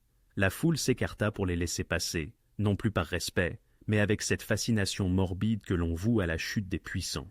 Les mains d'Isabella tremblaient. Lorenzo lui retira sa coupe de champagne avant qu'elle ne la laisse tomber. « Vous avez bien fait, » lui dit-il doucement. « Vous les avez anéantis. J'ai simplement rétabli l'équilibre. » Lorenzo la conduisit vers la sortie. « Allons, partons d'ici. » En quittant la salle de bal, Isabella percevait toujours les murmures, mais leur nature avait changé. Ce n'était plus du scandale, mais de l'admiration et de la curiosité. Elle était entrée en mariée en fuite. Elle repartait transfigurée, une femme qui avait lutté et triomphé. Les répercussions de cette mise au pilori furent rapides et dévastatrices pour les Ashford. Dès le lundi matin, l'action d'Ashford Industries avait chuté de 23%. Le mardi, trois investisseurs majeurs s'étaient retirés. Le mercredi, des enquêteurs fédéraux arrivaient au siège social avec des mandats. Isabella observait tout cela depuis le penthouse de Lorenzo, à la fois subjuguée et effrayée par ce qu'ils avaient déclenché. « La SEC procède à toute vitesse », rapporta Marco lors d'une réunion au bureau de Lorenzo. Isabella, assise discrètement dans un coin, écoutait attentivement. Il qualifie cela de l'une des plus grandes affaires de fraude d'entreprise de l'année. Richard Ashford a déjà retenu les services d'un avocat. « Et Marcus ?» demanda Lorenzo. « Il tente de se désolidariser de son père. » Il prétend n'avoir rien su des irrégularités financières. Marco afficha un sourire narquois. Personne ne le croit. Lorenzo hocha la tête, satisfait. Et nos contrats, les trois qu'ils avaient annulés, nous les avons récupérés, plus deux supplémentaires. Il s'avère que personne ne veut plus faire affaire avec les Ashford, et tout le monde veut s'attirer les bonnes grâces de l'homme qui les a fait tomber. Après le départ de Marco, Isabella prit enfin la parole. « Vous les avez vraiment anéantis. Je les ai exposés, » rectifia Lorenzo. « Ils se sont détruits eux-mêmes il y a des années avec leur cupidité. J'ai juste fait en sorte que tout le monde le voie. Ce n'est pas seulement une stratégie commerciale, c'est la guerre. »« Oui, » répondit Lorenzo sans s'en excuser. « C'en est une. » Le téléphone d'Isabella, le téléphone burner que Lorenzo lui avait donné, vibra. Elle regarda l'écran et se figea. « C'est des avocats de Richard Ashford. » Lorenzo se rapprocha d'elle, lisant par-dessus son épaule. L'email était formel, froid et exactement ce qu'ils attendaient. Au nom de la famille Ashford, nous retirons par la présente toutes les réclamations contre Isabella Marlowe concernant la dette de Robert Marlowe, décédé. De plus, nous retirons toute action en justice concernant l'accord de mariage annulé entre Isabella Marlowe et Marcus Ashford. Mademoiselle Marlowe est libérée de toutes obligations, financières ou autres. Cette affaire est close. Isabella lut trois fois. « C'est terminé. C'est terminé, » confirma Lorenzo. Elle aurait dû ressentir du soulagement, de la joie, la victoire. Au lieu de cela, elle se sentit vide, comme si elle avait couru si longtemps que s'arrêter lui semblait étrange. « Et mon oncle ?» demanda-t-elle. « Thomas s'en est déjà chargé. » Lorenzo afficha un autre document. « Vos avocats ont déposé une ordonnance restrictive basée sur la tentative d'enlèvement. Il était prévenu que tout contact ultérieur entraînerait des poursuites, et avec les Ashford hors du tableau, il n'a aucun moyen de revendiquer les biens de votre famille. Alors, je suis libre. Isabella prononça les mots, testant leur saveur. Vraiment libre. Vous êtes libre. Isabella se leva et s'approcha de la fenêtre, contemplant la ville qui avait été sa prison et son refuge. Merci. Je sais que je l'ai déjà dit, mais merci pour tout. De rien. Elle se tourna vers lui. Que se passe-t-il maintenant? Lorenzo resta silencieux un instant. Que voulez-vous qu'il se passe? Je ne sais pas. Isabella rit nerveusement. J'ai passé tellement de temps à fuir, à me cacher ou à me battre. Je n'ai pas pensé à ce qui vient après. Vous pouvez rester ici, proposa Lorenzo. Aussi longtemps que vous en aurez besoin. Sofia vous adore. Madame Chun dit que vous êtes la seule personne qui puisse convaincre l'enfant de manger des légumes. Isabella sourit à cela. Je ne peux pas rester ici pour toujours, Lorenzo. Pourquoi pas? Parce que... Elle lutta pour trouver les mots. Parce que c'est votre monde, votre maison, votre vie, et je dois trouver la mienne. Vous pensez que vous ne pouvez pas le faire ici? Je pense que si je reste trop longtemps, je deviendrai partie de votre organisation, partie de votre monde, et je ne saurai jamais qui je suis en dehors de cela. Isabella se rapprocha de lui. Vous m'avez sauvé, protégé, et vous m'avez rendu ma liberté, mais je ne peux pas échanger une forme de dépendance contre une autre. L'expression de Lorenzo était unanime. Alors, vous partez? Je trouve mon chemin, rectifia Isabella. Ça ne veut pas dire que je suis ingrate, ou que je ne... Elle hésita, ne sachant pas comment achever cette phrase. Que vous ne... Quoi? Que je ne me soucie pas de vous, avoua-t-elle doucement. Et de Sofia, et même du grincheux Anthony. Mais je dois me débrouiller seule, construire quelque chose qui n'appartienne qu'à moi. Lorenzo resta silencieux un long moment, puis il acquiesça lentement. Je comprends. Vraiment? Ma sœur, dit doucement Lorenzo. Quand elle a quitté son mari, elle voulait rester avec moi pour toujours, se cacher sous ma protection, mais je lui ai dit la même chose. Tu dois trouver ta propre force, pas seulement emprunter la mienne. Elle m'a détesté pour cela au début, mais finalement, elle en a construit une vie dont elle était fière, indépendante, forte, la sienne, même si c'était difficile, surtout parce que c'était difficile.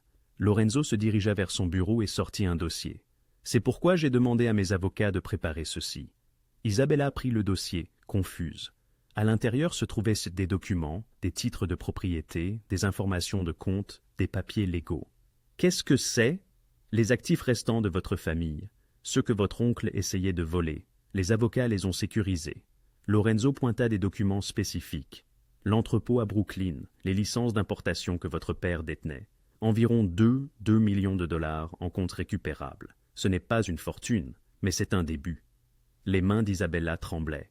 Lorenzo, c'est trop. C'est à vous. Ça l'a toujours été. Je me suis juste assuré que vous le récupériez. Il sortit un autre document. Et ceci est un contrat de consultation. Plusieurs de mes entreprises légitimes ont besoin de quelqu'un avec votre expérience en art et en importation. 6 mois, bon salaire, sans engagement. Après cela, vous pourrez décider si vous voulez rester ou créer votre propre entreprise. Pourquoi faites-vous ça?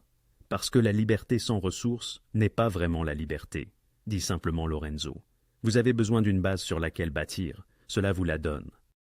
Des larmes brûlaient les yeux d'Isabella. Je ne sais pas quoi dire. Dites que vous y penserez. Dites que vous considérerez que partir ne signifie pas disparaître. La voix de Lorenzo était prudente, contrôlée. Dites que vous reviendrez dîner parfois, car Sofia sera dévastée si vous disparaissez complètement. Juste Sofia? Demanda Isabella d'une voix douce. Lorenzo soutint son regard. Non, pas juste Sofia. L'air entre eux était chargé de tout ce qu'ils ne disaient pas. Tout ce qui était compliqué et impossible et réel. J'ai besoin de temps, dit Isabella, pour savoir qui je suis quand je ne fuis plus, quand je ne me cache plus et quand je ne suis plus protégée. Je sais, mais je ne vais pas disparaître, je le promets. Elle posa le dossier et se rapprocha de lui. Vous m'avez rendu ma vie, Lorenzo. Le moins que je puisse faire, c'est de vous laisser voir ce que j'en fais. C'est tout ce que j'obtiens. Sa voix était basse, prudente. Pour l'instant, Isabella tendit la main et l'embrassa sur la joue, laissant sa main s'attarder sur sa mâchoire. Redemandez-moi dans 6 mois, quand je serai sur mes 2 pieds. C'est long. Alors je suppose que vous devrez être patiente. Elle sourit. Et cette fois, le sourire atteignit ses yeux. J'entends dire que vous êtes très bon en stratégie et en planification à long terme. Je suis meilleur à obtenir ce que je veux. Alors, prouvez-le. Isabella recula, créant une distance entre eux, même si tout en elle voulait rester près. Prouvez que ce n'est pas une question de contrôle, de possession ou de levier. Prouvez que vous pouvez me laisser partir et me faire confiance pour que je revienne. Lorenzo la regarda longuement, et Isabella vit la bataille en cours derrière ses yeux. La partie de lui qui était habituée à tout contrôler, se battant avec la partie qui comprenait ce dont elle avait besoin. Finalement, il acquiesça. 6 mois. Écris ici, 6 mois, convint Isabella. Elle quitta son bureau et alla dire au revoir à Sofia, qui pleura, et fit promettre à Isabella de venir la voir chaque semaine. Madame Chun lui prépara suffisamment de nourriture pour une semaine. Même Anthony serra la main à contre-cœur et lui dit qu'elle avait de bons instincts pour quelqu'un qui n'avait pas grandi dans ce monde. Lorenzo fit venir Vincent pour la conduire à un appartement meublé, modeste, sûr, le sien. Les papiers étaient déjà à son nom. Alors qu'Isabella se tenait dans sa nouvelle maison, petite, vide, pleine de possibilités, elle ressentit quelque chose qu'elle n'avait pas ressenti depuis des mois, l'espoir. Non pas parce que quelqu'un l'avait sauvée, mais parce qu'elle avait contribué à se sauver elle-même. Et pour la première fois de sa vie, l'avenir lui appartenait. 5 mois s'étaient écoulés depuis qu'Isabella avait quitté le penthouse de Lorenzo. 5 mois à construire sa propre entreprise de consultation, à gérer les actifs récupérés de sa famille, à prendre des décisions entièrement siennes. Elle avait embauché 3 employés, obtenu 4 clients majeurs et emménagé dans un appartement plus grand qu'elle avait décoré elle-même. Elle avait dîné avec Sofia tous les dimanches, apprenant à la petite fille à peindre et écoutant des histoires sur l'école. Elle avait même accepté à contre-cœur les conseils d'Anthony pour négocier son premier contrat majeur. Des conseils qui lui avaient fait économiser 20 000 dollars. Et elle avait vu Lorenzo, pas souvent, pas autant qu'une partie d'elle le désirait, mais suffisamment pour savoir que ce qu'elle ressentait pour lui n'avait pas disparu avec la distance. Loin de s'estomper, ce sentiment s'était intensifié. Ce soir-là, Isabella se tenait sur le quai de la gare, l'exact lieu de leur première rencontre. L'obscurité de minuit persistait, les mêmes néons grésillaient au-dessus d'elle, et le tableau des départs affichait toujours des destinations, mais tout le reste avait changé. Elle n'était plus cachée sous un manteau, revêtue d'une robe de mariée. Elle ne fuyait plus, elle n'avait plus peur, car, à présent, elle faisait un choix. « Je me demandais si tu viendrais réellement ici, » dit Isabella en se retournant. Lorenzo s'avançait vers elle, les mains glissées dans les poches, vêtu d'un jean foncé et d'un blouson de cuir, délaissant ses habituels costumes. Il paraissait plus jeune, moins sur ses gardes. « Tu as eu mon message ?» fit-elle, un sourire aux lèvres. Un texto énigmatique. « Rendez-vous à la gare, minuit. » Comment aurais-je pu résister? Lorenzo s'arrêta à quelques pas, scrutant son visage. « Tu as l'air bien, heureuse ?»« Oui, je le suis vraiment, » répondit Isabella. « Mon entreprise prospère. J'ai décroché un contrat avec un musée de Boston pour une collection de la Renaissance italienne. Un montant à 6 chiffres. J'ai entendu dire qu'Anthony l'avait mentionné. Il a fait semblant de ne pas être impressionné, ce qui signifie qu'il l'était énormément, » commenta Lorenzo avec un demi-sourire. Isabella sourit. « Comment va Sofia? Tu lui manques? Elle m'a fait promettre de te demander quand tu reviendrais dîner. Ce dimanche? Je ne manquerai ça pour rien au monde, » assura-t-il. « Et toi? » demanda Lorenzo doucement. « Qu'est-ce qui te manque? » Isabella sentit son souffle se bloquer. C'était l'instant qu'elle avait préparé depuis 5 mois. Beaucoup de choses. La cuisine de Madame Chen, le rire de Sofia, la vue depuis ton penthouse.